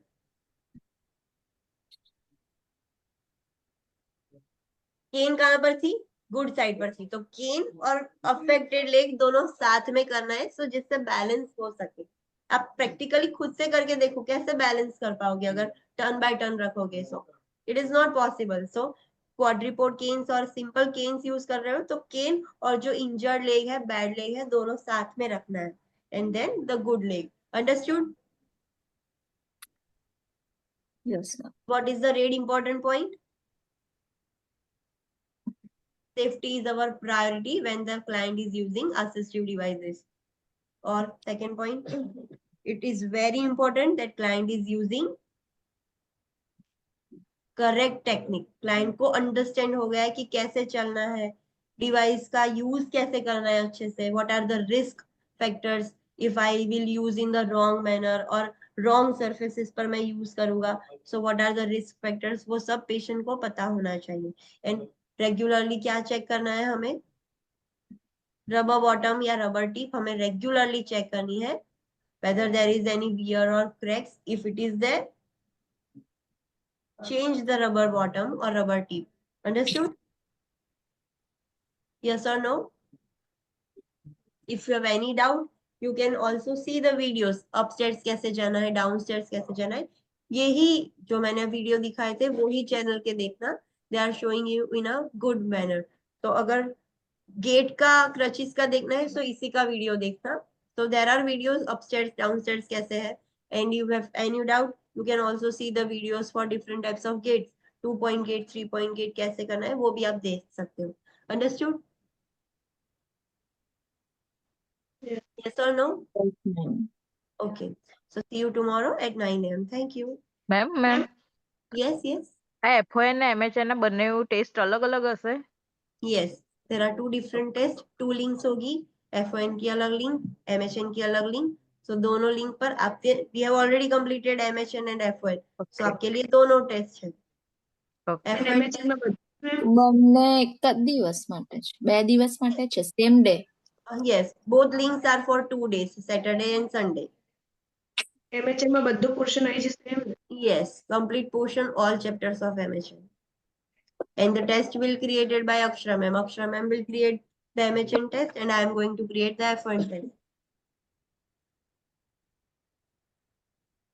Okay, any other doubts? No. Okay, so see you tomorrow at 9 a.m. Thank you. Thank you, ma'am.